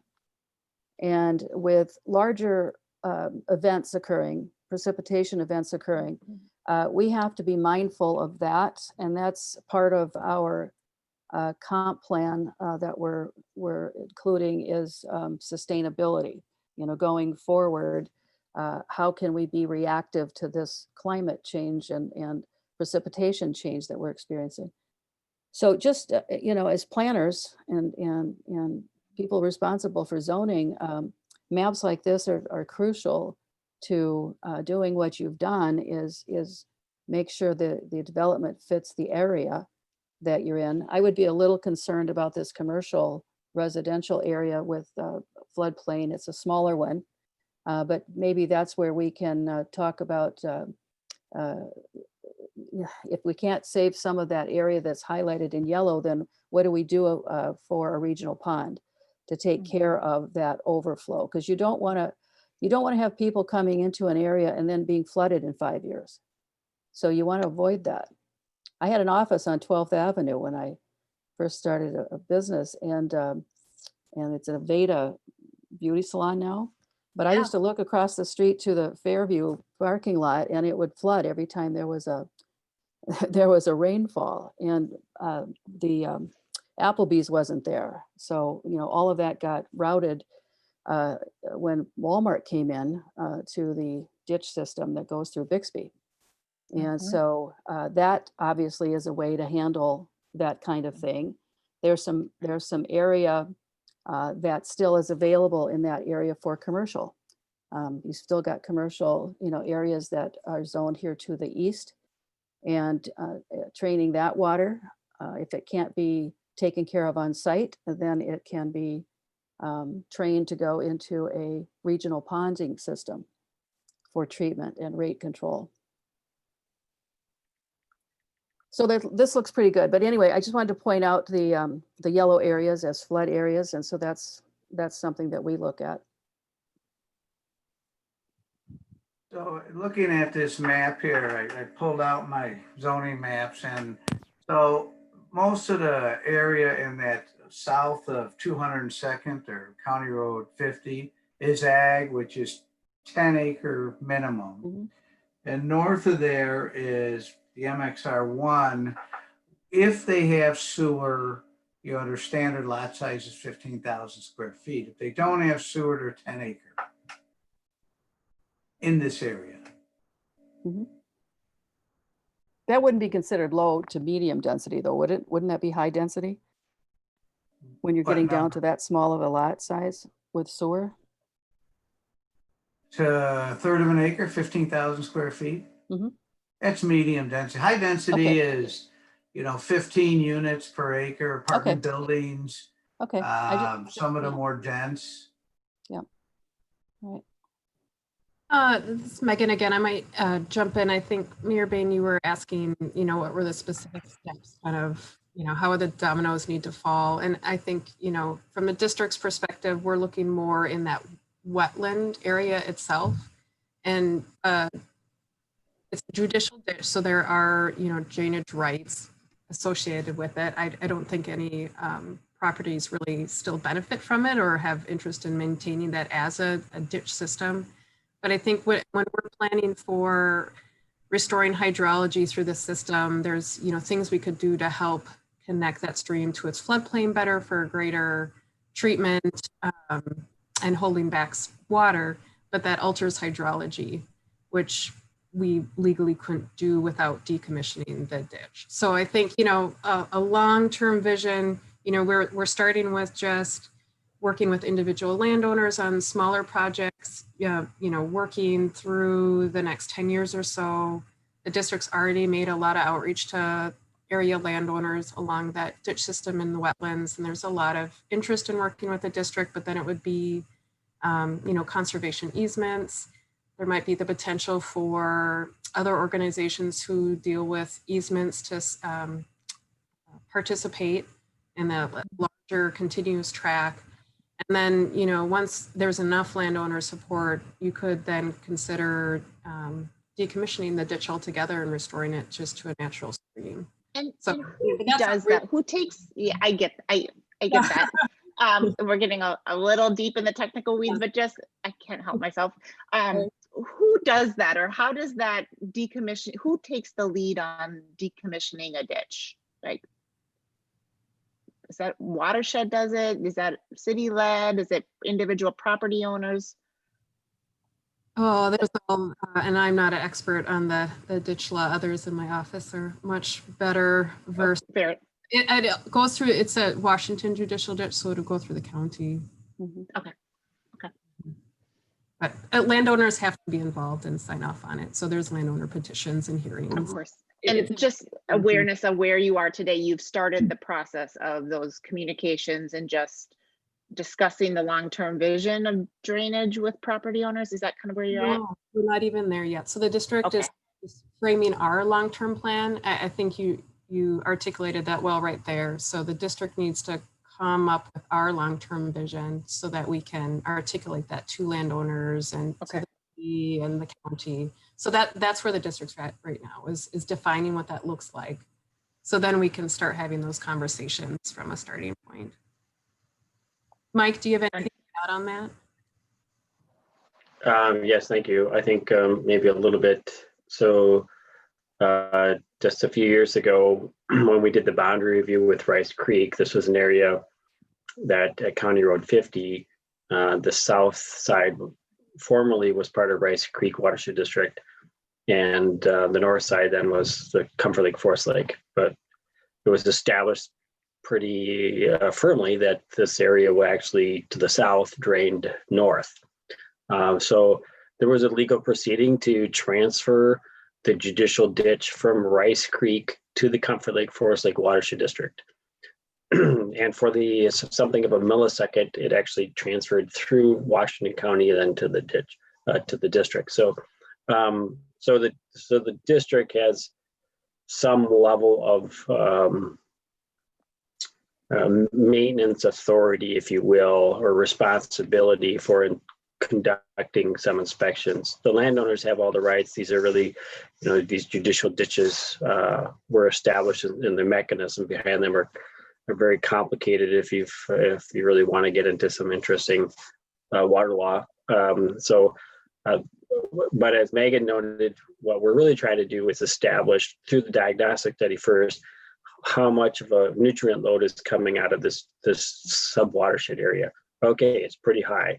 Okay, now where in that sub-watershed is it coming from? There's all these little branches and places that it's not just one straight line. So we're working on that, and we're seeing that it's probably it's really more diffused, meaning that it's coming from a larger landscape. So if we want to do some restoration of the wetland complex, then what we want to make sure is that we have buy-in with all the landowners. And when it comes to the land use side of it, what's important is for us to look at and say, okay, where would the low floor elevations need to be so someone doesn't inadvertently build a house someplace that then, through more analysis, we discover that, whoops, we can't do a project because of this one house that was built in one location, somehow. And then, but to the resiliency question farther down in the slide deck, is a 100-year floodplain really enough? And we're seeing some of these very, very big rain events localized that are 10, 12, 15, 16 inches rainfalls, and basically a 24-hour period. We've offered to some of the other local LGUs to run scenarios like what would it look like, what would the flooding look like in some of these areas if we did something different. So from that standpoint, right now we're still in this early stage of what kind of project could potentially be done in that drainage area. But I think that, we want to make sure that we're communicating to you as a city, as a partner, that here's some of the thoughts that we have. This is some of the direction we're thinking about going. We don't want to start running off and doing things, without the city being not only agreeable, but a partner to the overall effort.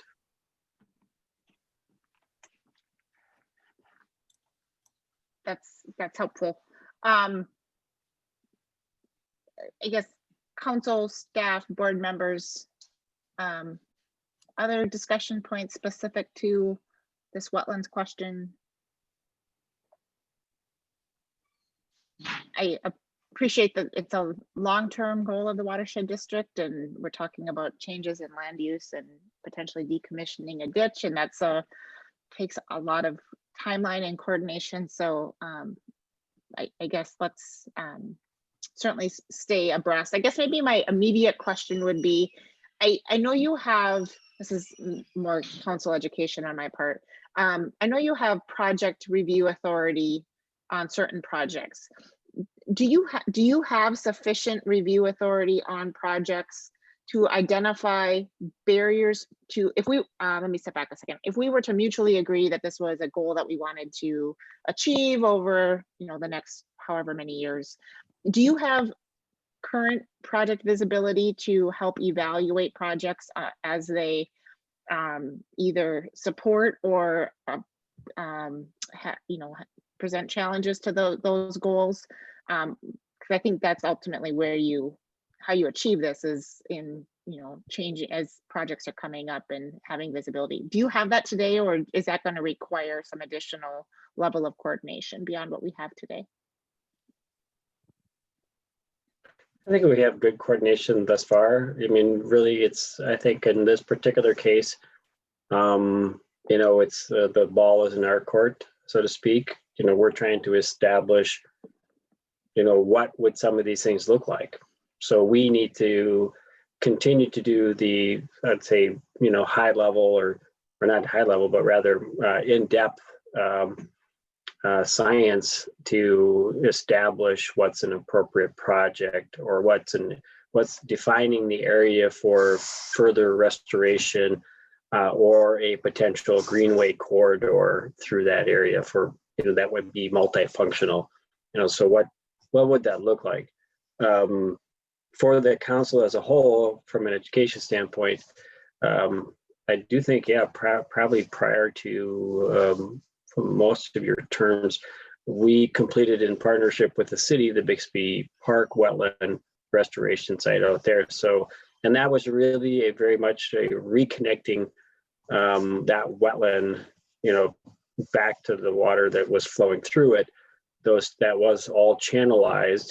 And what happens in a channelized area, just like we see now out in JD6, is that the sides of the channels become mineralized and the water is not able to really flow through and out and into the wetland. So what the district did in Bixby Park was to remove a lot of that side area and create bigger open areas to allow for that wetland hydrology to really reestablish the way it was naturally.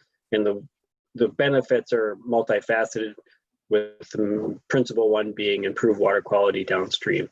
So we would look at the JD6 area as one example, or another example of where we would do the analysis and propose a project of a similar nature, or two projects or something, depending on what we find. Really helpful. I think to Mara's question, what I heard in there is, can we do modeling for specific development projects, and what would happen in that area, soil condition, wetland conditions, all of that kind of stuff, if project X were to go there? And then can we project out what that area, can it hold that when one of those rain events occur? So we've Megan's our engineer, so she can comment on whether EOR has that capability right now. I know, but we've talked about it at our meetings, and it's something that we want to get to. I believe they do. I don't know that we've used it yet, but I believe they do. I've seen it. It's very exciting. This gets back to the H&H, the hydrologic modeling efforts the district is undergoing, and we have this coordination in the area between Forest Lake and Comfort Lake, and that includes that downtown area. So folks at EOR have been in coordination with Ryan and others to coordinate those modeling efforts. But then also, as we're going throughout the whole district, one of the areas we started knowing that we would be looking at some projects is this JD6 drainage area. So that H&H model has been more recently updated so that we can do the modeling necessary to do planning and project design. Mm-hmm. Just to highlight on a couple opportunities that are coming down the pipeline that could be larger cooperative projects with the county. In Forest Lake, we got County State Aid Highway 33, or Everetson Avenue, the stretch of roadway from Broadway Avenue that goes southward by Menards. The other business on the east, the county is planning on a 2023 reconstruction project of that. So there's been several PMT meetings going on with that. So that's an opportunity there. And I know within Highway 8, the county is actually leading a project and trying to chase funding for a reconstruct of Highway 8. Basically, project limits would come back to some points, maybe to Highway 61 interchange, and then work all the way up to Carmel Avenue in Chisago City. Some of the concepts that have verbally been talked about is what Highway 8 could look like future as a Frenchman Boulevard road down in Hugo. So that would be a 4-lane road with a divided median. So again, a larger footprints, all existing pavements. Both of these projects don't have any treatment at all. It's direct runoff from piping because it was all built and constructed before the rules and that are current today existed. So just two major opportunities that are in the pipeline. The county was planning on a 2023 project, obviously dependent upon funding. and I don't know where they're at with the funding and, you know, kind of stuff that's fallen off with COVID and legislation, but I know the pursuit's been on and a lot of concepts. So just want to bring up those two opportunities. You know, if you're looking at two big footprints that could have a big result at the end if, you know, you got things rolling. Great.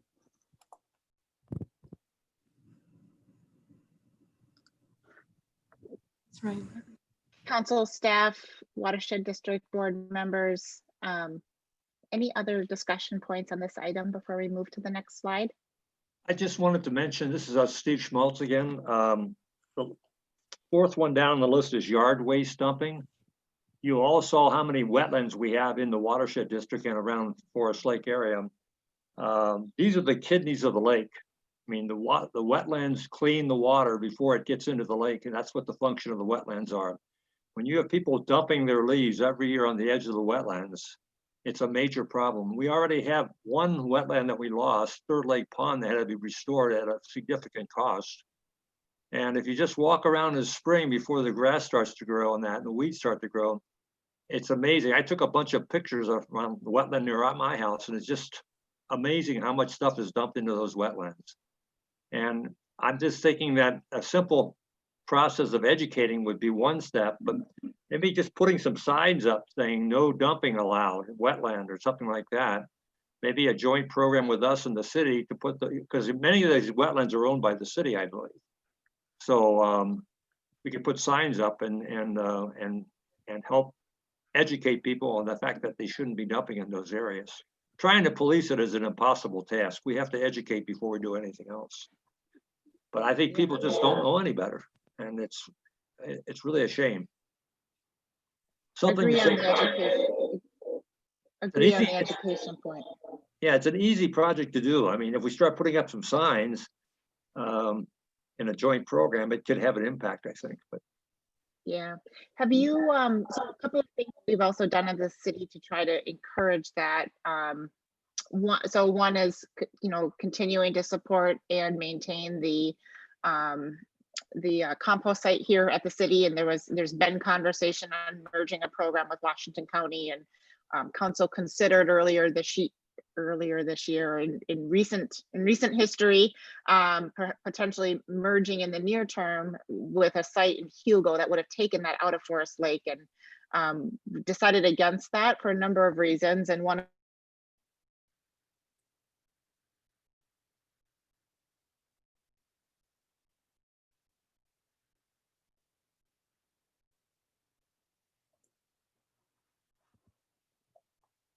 Did we lose sound or just Mara? I think it's just Mayor Bain. I think we just lost Mara. yeah, looks like her video's down too. Yeah. She's frozen. Isn't Zoom wonderful? Yeah, I've been losing my screen about every 10 minutes too. So Would anyone else on the council like to talk about or would want to finish up what she was saying about the site in Hugo and deciding against that and with the compost site? Yeah, so Washington County put up a compost site down kind of off County Road 4 and 61. We looked at the possibility of closing our compost site because it's only 5 or 6 miles down the road. Could have been some cost savings and whatnot. There was a fair amount of citizens uproar about having to haul further and what we were hauling.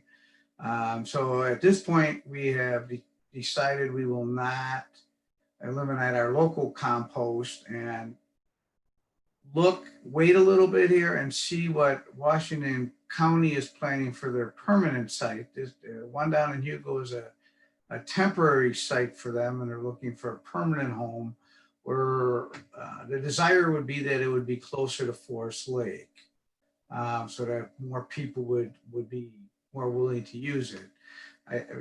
I think another point the mayor was going to make is that, as you know, with our trash hauler, you can get refuge barrels for your lake weeds, for your grass clippings, and they'll pick those up every week at the same time that they pick up your garbage or recycling, and depending what week it is and whatnot. So there is some options.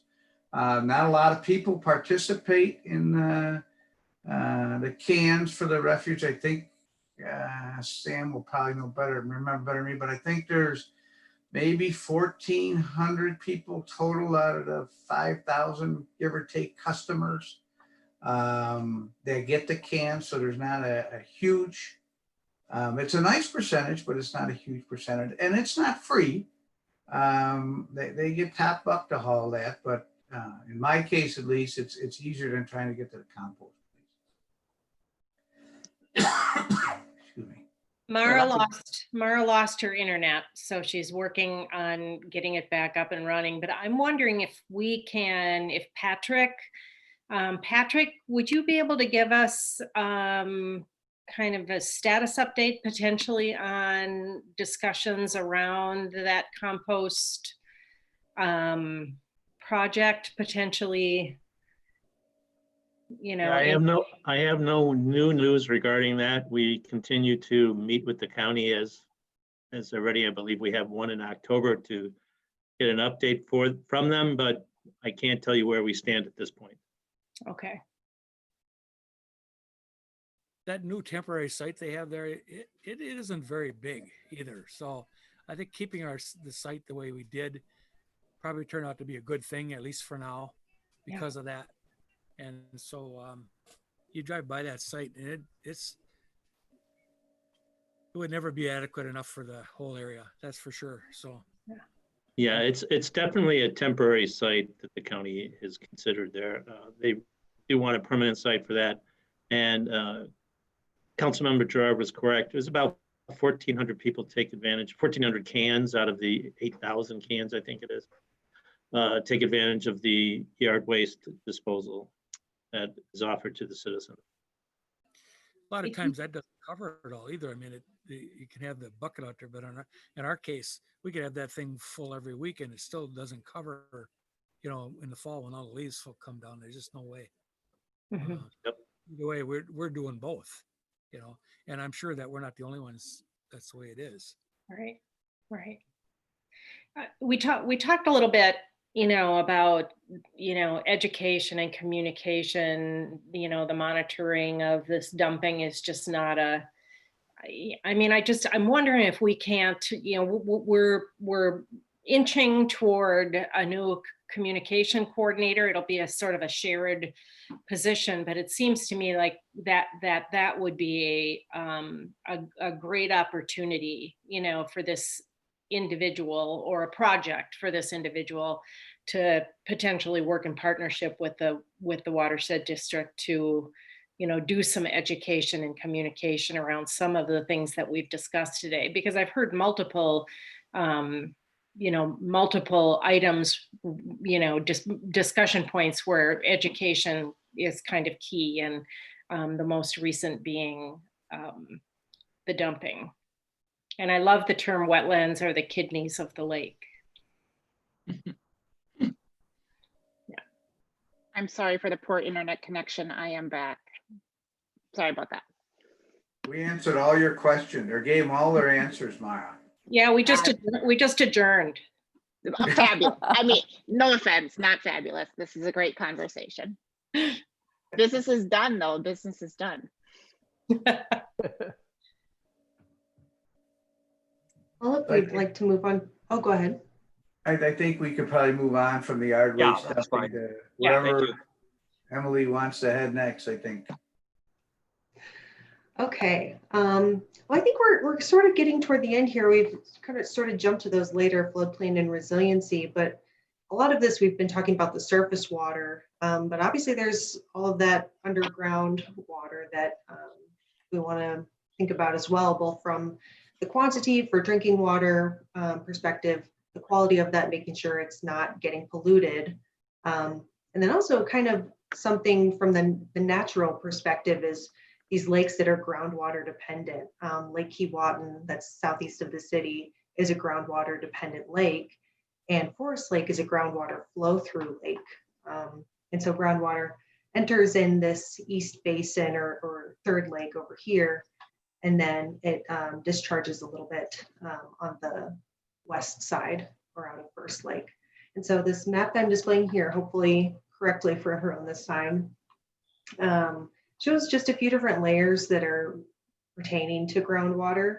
Obviously, the city wants to pay attention to the wellhead protection areas, but then also there's some areas that we know of that have kind of higher sensitivity to pollution, and these are sort of our recharge areas. And so with that, I want to open it up to other discussion from the council and board on that topic. What does it mean to recharge? That's a great question.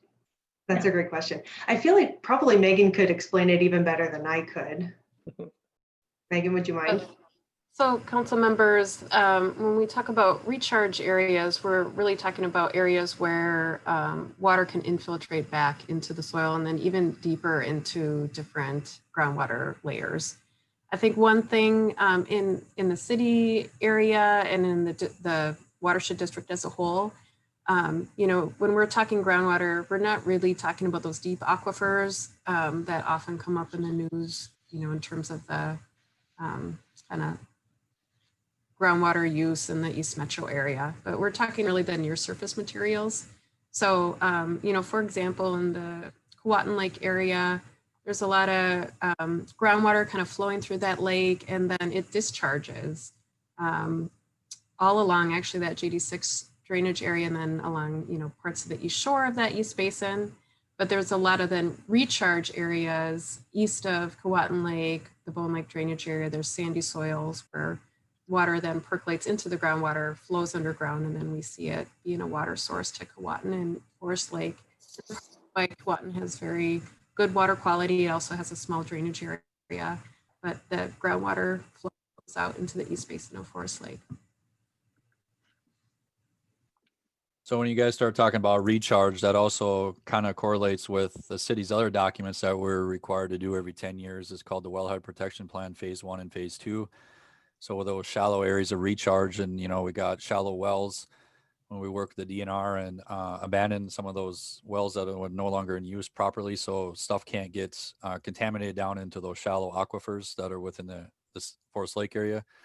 So in Forest Lake, the aquifers Megan talked about that you hear a lot about in the news, or the, you know, the Jordan and the Prairie du Chien, those are pretty much fractured up here in the Forest Lake area, and they don't really exist. Our current wells are in the Mount Simon, which has got a moratorium on them now. So those are 600 feet deep, but all the recharge areas that we're talking are, you know, within the first 100, 200 feet in the Forest Lake area. And those are all connected within our wellhead protection plan. Old City Hall redevelopment site had some old wells that we worked with the DNR, getting those capped through the DNR grant program, which Dave Adams completed and led that application. So a lot of that stuff goes hand in hand with the water supply and water resource and the wellhead protection plan. So that's another document you guys could read if you wanted more material to read. So. And something I didn't mention earlier too is when we're talking about recharge and infiltration, you obviously need to be able to have a porous surface for the rain to infiltrate. And so paving over it kind of blocks that off. You don't get as much infiltration when development comes in. So that fits also in with that open space protection and kind of looking at strategically where are some key areas that the surface water is going into groundwater, and making sure that that recharge can still occur.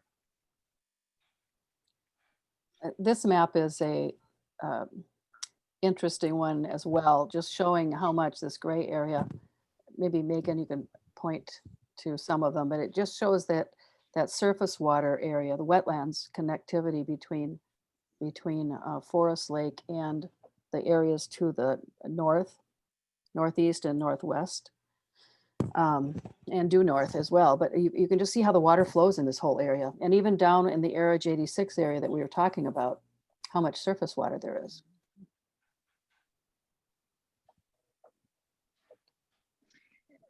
It's a great map to study. It's certainly a great resource to be thinking about as we contemplate projects and see different opportunities. As it relates to groundwater, I know not generally talking about the aquifers. Ryan, we've got a future plan here for another water tower. Any discussion points along that or consideration? I know that that's in thought to be future located more in the southwest area of the city, but just any discussion points we should be talking about tonight on that? No, that's kind of a different topic, but other than the takeaway here should be they're all connected. Yeah, that's right. Goes back to our MS4, to even the site designs that are current on these redevelopment sites on, infiltration and what, proximity to groundwater do they have. So then we know what to permit and require. Because at the end of the day, if all of a sudden you got a bunch of dumping and we don't have any mechanisms then to not allow those pollutants to get into, the wetlands. I mean, even stuff getting into wetlands that, dirtying your filter, those big filters, if those get overloaded with other chemicals, they're not going to work either. So then everything's just a snowball effect downstream. So it all goes hand in hand with all the policies, basically, come from the top, the MPCA and Department of Health. They're all connected somehow. So right. We don't need to get into the whole water supply discussion tonight. Okay.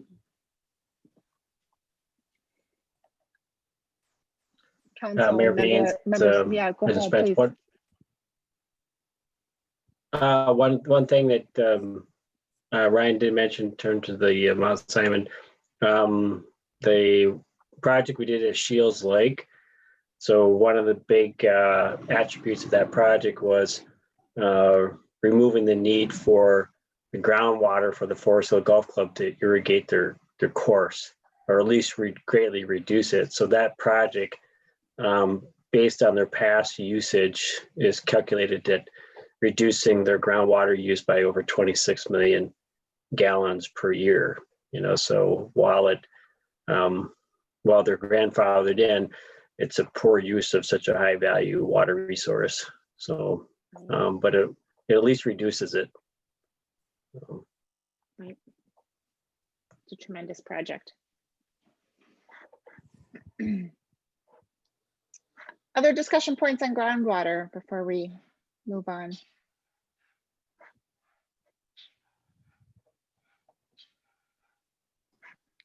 Emily, do you want to advance the slide?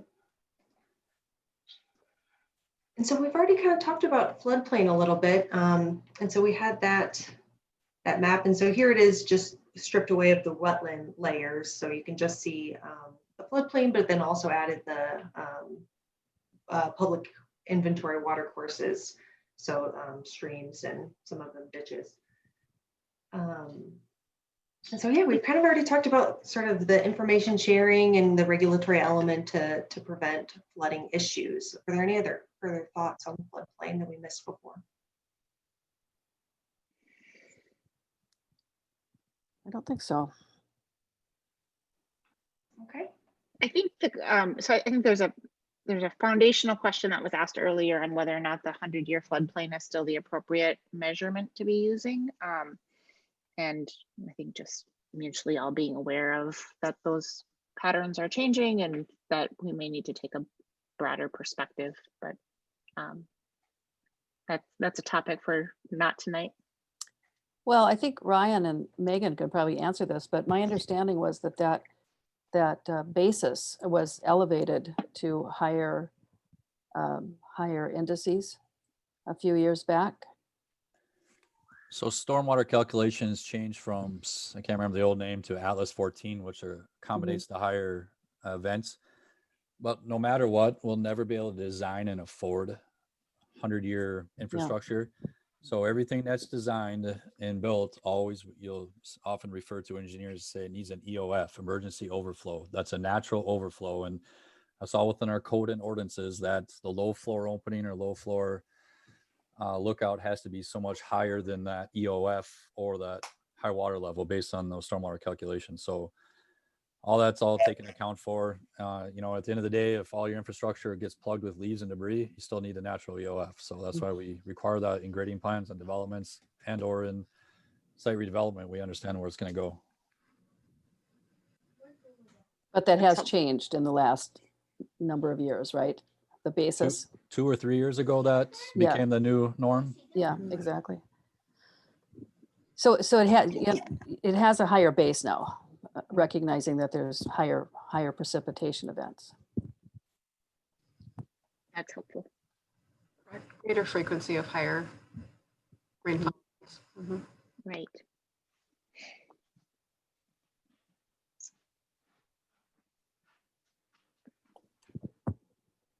Council, any, yeah, okay, planning and resiliency.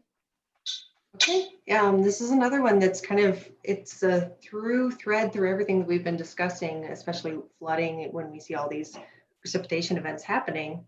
And so kind of one of the key questions that we want to ask and be thinking about is how can the watershed district be an effective partner during some of these emergency events, but also just in general being able to provide technical resources and through this coordination of our model update and running these scenarios to sort of try to predict the future of, if we do this and, this kind of rain event happens, who's going to be having their basements flooded or who's going to be underwater, that sort of thing. So yeah, any other thoughts on that topic?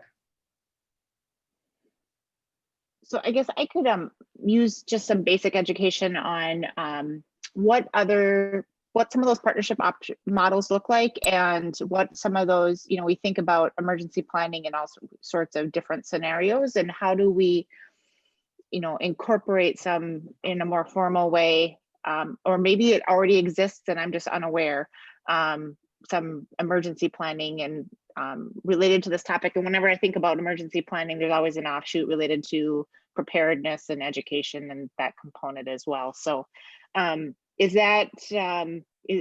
there other cities and watershed districts that have a successful partnership model here that we should be evaluating, or how do we move off of what I suspect is a bit of just a blank sheet of paper on this topic? Also, please, if I'm wrong on that, please educate me. That's part of why we're here. I think we've gone a long way in the prevention. It's not, maybe we haven't moved the ball as far as we would like on the emergency planning of recognizing with all of the prevention in the world, events still occur.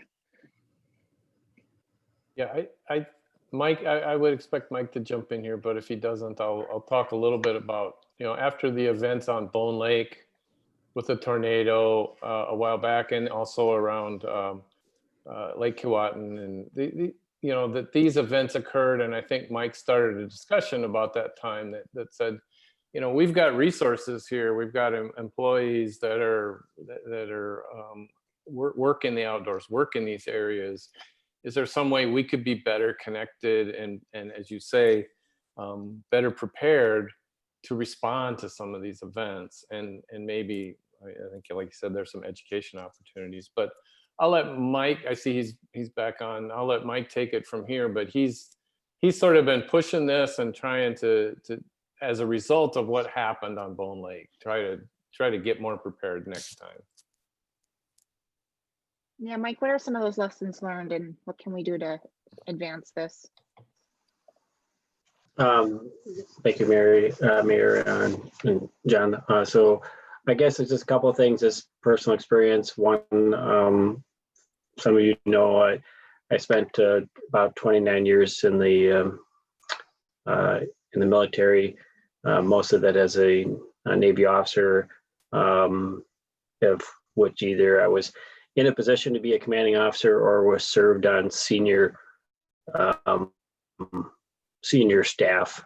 So as a part of that, we had regular ongoing training plan, preparedness, et cetera. So and I know some of your council members have similar experience as well, from their own life experiences. So that was just really the part of it, is just like, well, how do we potentially become connected in some ways? So there's that part of it. What resources could the district, watershed district, bring to our local partners to help in an actual emergency? So that's one piece.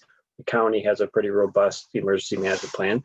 But more locally for the city of Forest Lake, if some level of disaster was to occur, permitting and other stuff really doesn't matter at that point. You're just trying to get life back to some level of normalcy, and then how could we play a role in that is one question. The other is then thinking about just strictly the water side of it and planning and prevention. Correct. So the Atlas 14 from a stormwater side really was an update to the previous data set that we had, which had not been updated since about 1963.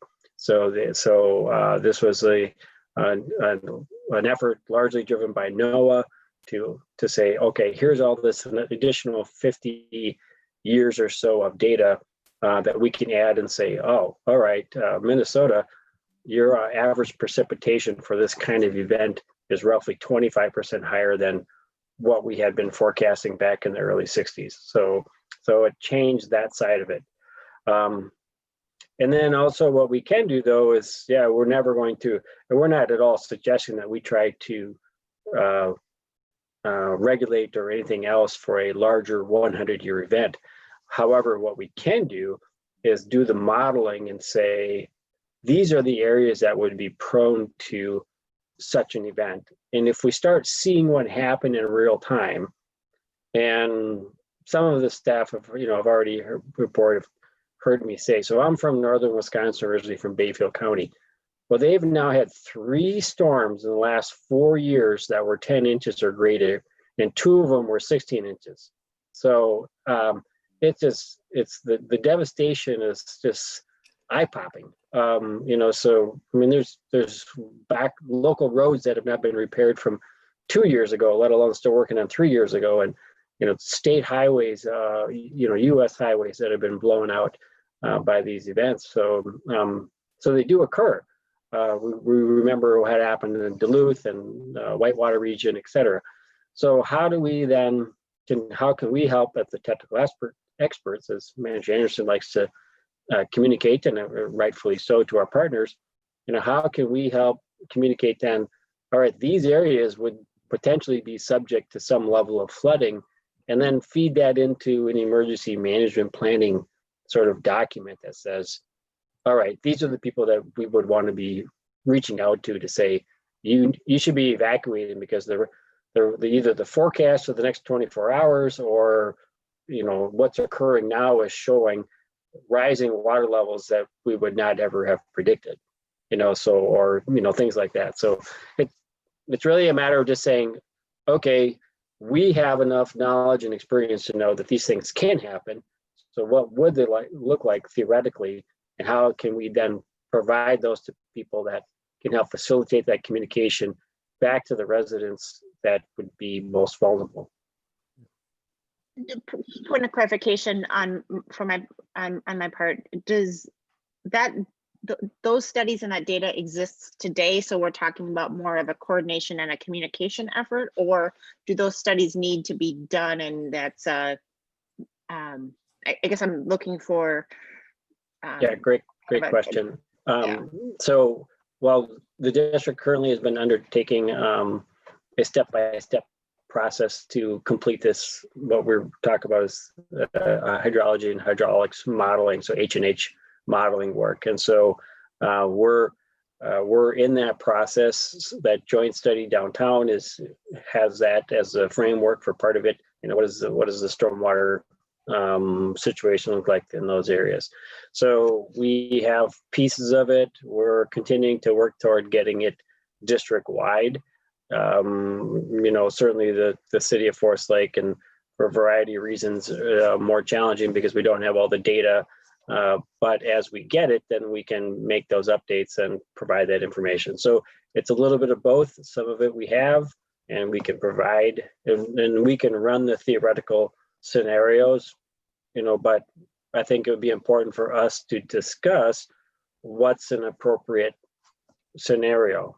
Would we say, a 10-inch, just throw it out there? Is that one that we want to kind of look at? Or, I think it's just certainly up for discussion as to what we might want to do with that. But we have the ability on those areas that we've completed it, and then we can also make a decision if we want, when we look at some of the stuff, if we would like more of that and how soon we would want it. So I would welcome all of those conversations. I would also encourage us, to the extent that some of those insights can be used outward for some public education. There's one thing about when a disaster is pending or near, or is, getting the warning out. The other is getting information out ahead of time so that folks can understand. Because I don't think people generally think about flooding as it relates. If you don't live on a river, or have some unusual circumstance next to some body of water, I think people generally, the surface water flooding scenarios, I think people are generally uneducated in what we could do to paint the picture of what does that look like, and just some basic safety measures, I think is just valuable insights we should be bringing back out to residents. I think that's true.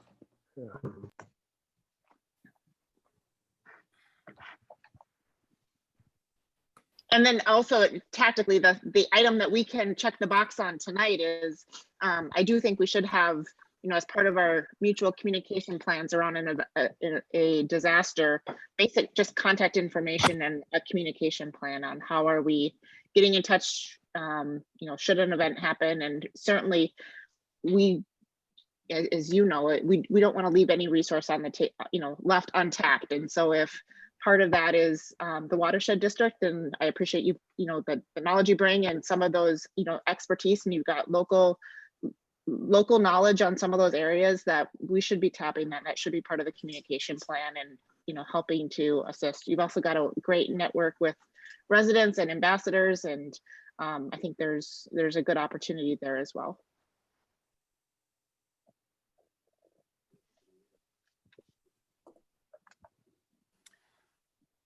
I think that's well said.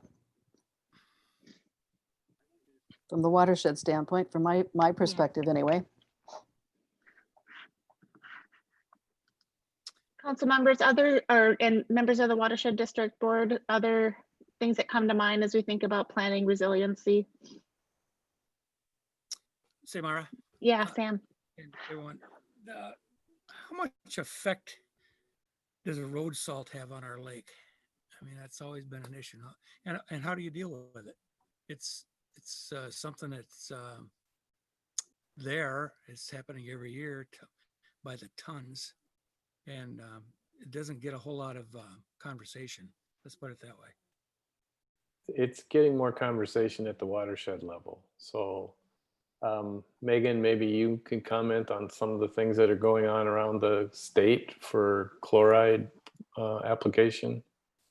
Sure. I think one thing that is starting is just greater monitoring. So there's been monitoring of streams, and that's raised the issue. But for lakes, chlorides basically sink to the bottom and stay there. And if enough builds up over time, basically it just keeps the lake stratified, or it keeps two distinct layers of water.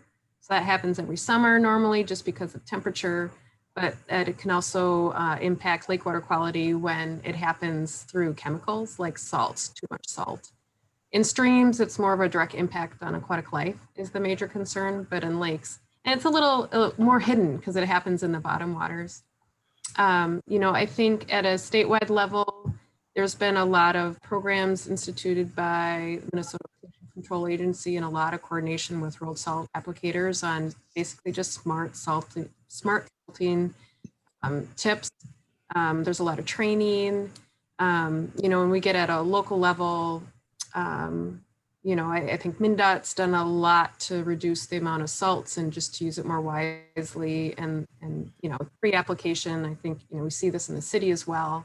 And then beyond that, then there's just education of, individual homeowners and how they apply salt, and small business owners.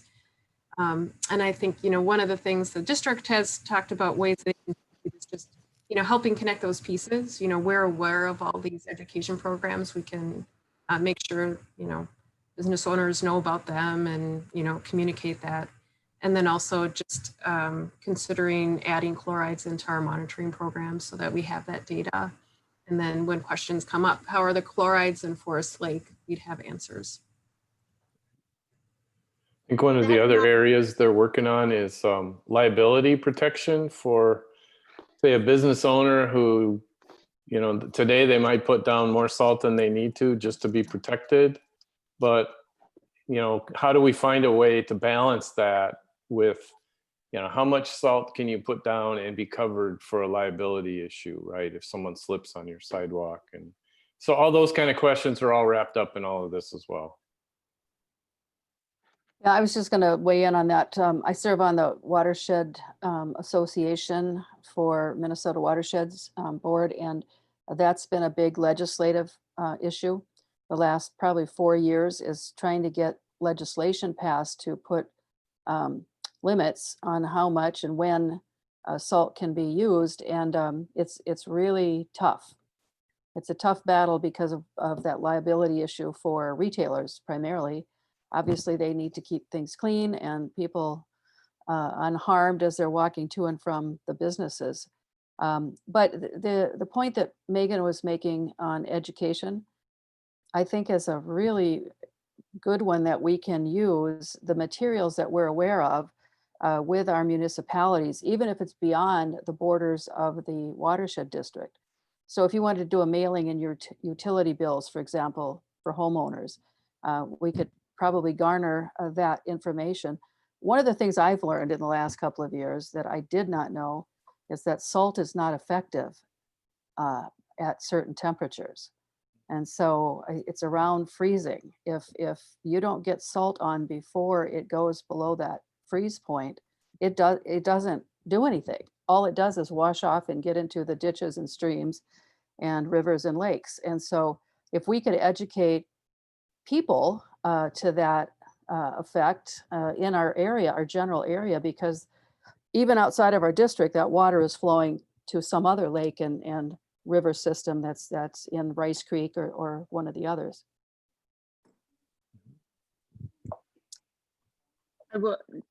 I'm not sure if the Watershed District has used this resource, and I'll just throw it out there because we've talked about education a lot and getting public messaging out. I would just remind everybody that we do have access to the talents at LATB and Paul Peterson and his video production capabilities, and great resource we have right here within our community that actually, frankly, with activities being so limited, they actually have excess capacity, as I understand it, at the current time. I have to be careful because I keep saying that, and of course he's gonna fill up really fast. But as we're thinking about how do we effectively get some of these messages out here, what are some tools we have? That is a resource that we do have that does have some capacity and certainly some great talents on getting some effective public messaging out. So okay, good. Mayor Bain, Dave Adams here, just to jump in along with this, along the line of salting.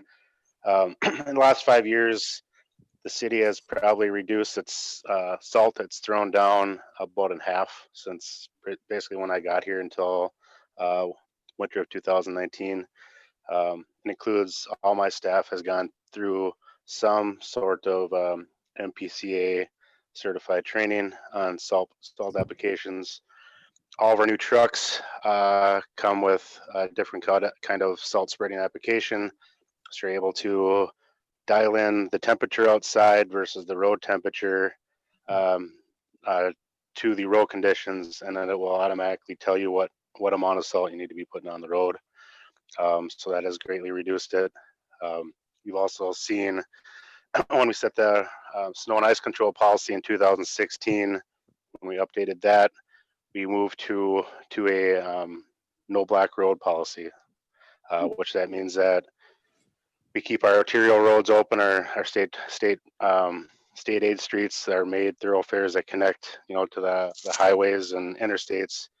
But any of those developmental streets, cul-de-sacs, all those side roads, we will not even plow unless it gets over 2 inches. And then when it does get plowed, we throw some salt by like stop signs and curves, but we do not, our goal is not to make all the roads black asphalt after the snow event. So that that has really reduced the amount of salt we put down. Also the brining, we've started that here 3 years ago. The white stripes that you see on the roads before it snows for pre-treatment, it also not only one reduces the amount of actual salt you're putting on the road, it also it forms a bond when it does snow between the road and the snow, so you're able to peel that snow off easier without using chemical to get, you know, ice off the road or what have you. So, and then to the watershed's comment about the temperature, that's kind of a good point with our trucks too. When we know it's 15 below, we do not throw anything down. You know, it's we go and plow. It's something crazy like 100 tons of salt will get you maybe a mile of road, and it's crazy the amount of salt that you'd have to use to get. We don't not only go bankrupt, but it's just poor practice. But I mean, I think the city and, you know, Public Works, myself just helping my guys out, but my staff have really worked hard at this, and, you know, to cut down from, I believe the first year I was here was something close to 1,800 tons of salt that was put down, and now we use about 600. I mean, so it's, Wow. I mean, and development itself. So we've added lane miles, but we've, you know, significantly reduced that amount of salt we use. I mean, you can't. It'd be great to use zero, but I think what the city has done in the last 5 years, you know, a lot of credit goes to my staff as well, because they're the ones out there putting the product down and making sure they're not putting too much down. But I think the city's really taken hold of this part. At least my staff, is something that they can, you know, work on and get better at, you know, for water quality. They've done a fantastic job. That's amazing. You know, that's such a great story to share with the public as you're educating them on what they can do on their particular property. It sets a real example. That's an amazing drop in salt use. Congratulations and thank you. Yeah, it's somewhat frustrating when you're trying so hard and then you drive by a commercial parking lot and it's the steam's rolling off it because they threw so much salt on there that, you know, steam's rolling off it. So and I agree, it's a lot of the education goes to those private contractors, you know, that either one, they're getting paid by the ton, so they'll throw as much down as they can because no one's going to pay for it. And then, you know, two, what was brought up just earlier is the liability. It's that fear of that if you make it too icy that you're going to get sued. So I mean, something has to, you know, bridge inside of there where you got to reduce what you're using, but still, you know, practice some type of safety or just common sense. If it's icy out, you know, maybe don't be driving around or walking to the store. So. Yeah, as a private, you know, business owner, I can tell you the liability thing is a big deal. I'll bet. And so we got to do something or have some sort of protection or something, because I agree that we needed to cut down on that usage of salt, but in some cases you just don't dare, especially on the sidewalks. Exactly. Anyways, that's where I'm at. Good. And a lot of other people. You know, I think part of it is if people would dress properly for the winters in Minnesota and not wear shoes that are inappropriate. There's too much of that. You've got to dress like you're in Minnesota. You're in Minnesota. Yep. For sure. And one last item I might add here on this, President Spence, I think the district would be agreeable to help fund for porous blacktop or concrete used in areas where it's appropriate. I know it can't be used everywhere, but we would be, I think, interested in funding above and beyond what a normal cost would be. For example, you know, say somebody was looking to install a parking lot. It costs whatever number of dollars more to go to porous. Down in Little Canada, the watershed district down their office, they've had an ongoing monitoring program down there. And one of the great things about that facility, since they put it in 2006 or 7, I think 2006, is that they don't have any ice buildup in their parking lot because if there's any amount of, well, both just the some of the heat generated from the earth itself, but this also any amount of sunlight. If there is anything liquid, it goes down into the porous material. It doesn't build up. You don't have these icy spots. So they have no need of using salt on in their parking lot. Nice. Well, our first commercial project as a watershed was Keys. Mhm. When Keys was built on the west side of the freeway, there wasn't any room to treat their stormwater on site, and so they put in the Purvis parking lot. And we should check with them and find out if that's true with their parking lot, if they don't have to use salt. At the very least, I'm guessing it cuts down on the amount they do have to use. Yeah, I would think Yeah. so. Yeah. In Forest Lake at Keys, you got the porous pavers. In Mhm. AutoZone parking lot, you got the porous bituminous. Yeah. Okay. The restaurants on the north side of Second Lake, I don't know what it's called right now or closed. They have the porous concretes parking lot. So there's 3 examples of 3 different materials you guys could look at this winter. Wonderful. Sure. Yeah. Right. I was suggesting that during, it's one thing to employ it to meet the standards or the rules. It's another for us to go above and beyond, even if it's not needed for the watershed district to pay for cost sharing too. I mean, just ultimately at some point, the more we can get away from the use of salt, improve recharge, all these multi-benefit aspects of doing, just changing that culture, if you will, but also the cost structure. The more of it that's done, it's cheaper those types of products become in the future. Right. And it's in our wheelhouse. I mean, it is supporting our needs, our water quality questions. So, yep. Dave, what was that other business? I got the restaurant. Was it AutoZone? AutoZone. AutoZone? Okay. The one across from Target, right? Yep. Correct. Yep. Yeah, I noticed pulling in there a couple times that they have something else going on there. So interesting blacktop. So. Mhm. Well, to your point, Mike, I think that these local businesses that have taken that path, I think that we could, build a story around that and have that for use when we're trying to talk to other people about using it with this district funds, and this is the benefit. So I think we can wrap those things together. It sounds like a good program to me, a good use of our municipal funding. Absolutely. Cost share program.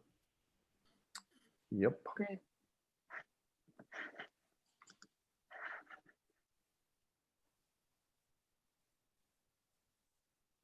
Anything further on planning resiliency? Follow-ups? All right, Emily, you want to advance the slide here? I think we're done. That's pretty much all we had. We had some, if anybody wants to make any closing remarks, we had a few in advance that we thought about that we wanted to just put here, but I'll open it up to whoever else would like to speak. I think the closing remarks that we have here on the slide are, it's a summary of the comments that have been made throughout, and that we try to reinforce every time we meet with some of our partners that, we're all involved here, and we want to be assistance in the planning process and a technical resource for our partners to use. And we want to continue the kind of partnerships that we've had over the years and keep these things going. So mostly it's a communications question as much as anything.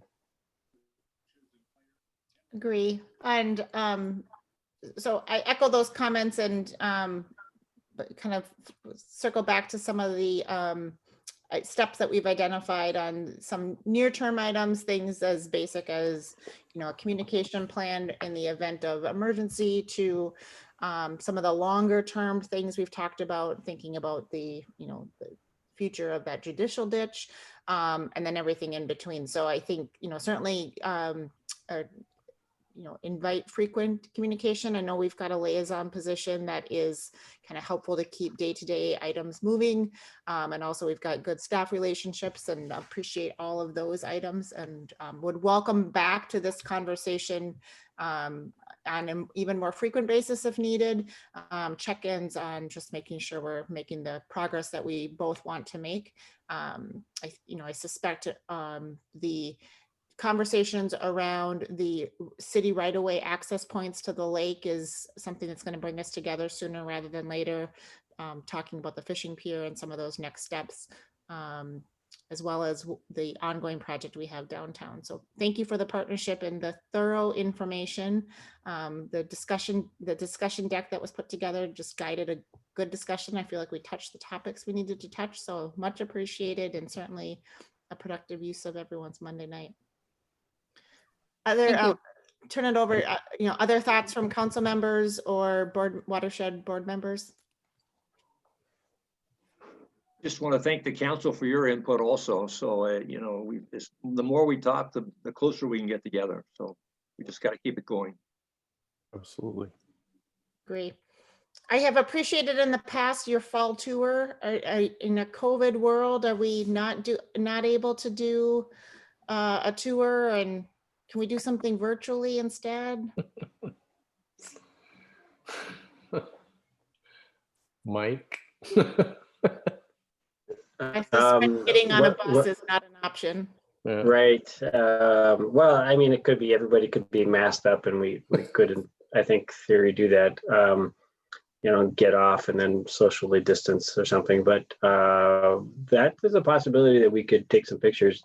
As Emily mentioned, we're doing the alum treatment on the Shields Lake. So if you wanted somebody if you want to see it happen, you can go out there tomorrow, and I think they'll be wrapping up. Tomorrow actually also is the last day of our 20th anniversary of the Watershed Districts as an official organization. So the fall normally is our time where we would do a tour. I can talk to staff. We did just recently talk about doing some videography work in terms of presentation material for our own board. So maybe that's something that we can endeavor to focus on more, because you know how it is, you're out doing a project or you're taking sample and you just don't think about taking a picture. We're just doing it. And so it's just like, oh, well, we should really be capturing more of this and sharing it, because nobody's going to tell our story but us. So that's an interesting concept. We have a staff meeting tomorrow. I'll bring it up with them. So yeah, even if you were to invite Paul along to capture on video what you would have said to the group, that's always just such a robust presentation. I said Paul from the LATV. You just do a great job in that, presenting and highlighting kind of your focus and goals and specific projects and the value you bring. And so in this COVID world, whatever we can do to electronically capture that. We've also seen experiences where some of those electronic medium have been had far more views than what we would have been able to, pack number of people on a bus. So from an outreach perspective, you may even be more successful. So. Good point. I thought you were suggesting Paul Gerard tag along and. Well, Paul Gerard, we nominate Paul for all sorts of things. So for sure. So nominated. You don't want me taking pictures. All right. All right. Anything further this evening? Just thank you again. As Steve said, it's been a great conversation tonight. Thank you. Yes. And thank you. Council, Take care. Have a good week. Yes, you as well. Council, that is the end of our planned agenda. I will entertain a motion to adjourn. A motion to adjourn. I'll second. We have a motion and a second. And Karen, could we do a roll call for adjournment, please? Councilmember Gerard. Aye. Councilmember Husnick. Aye. Councilmember Munson. Aye. Councilmember Byström. Aye. Mayor Bain. Aye, and we're adjourned. Thank you, everybody. Have a great evening. Good night. You too. Good night. Good night.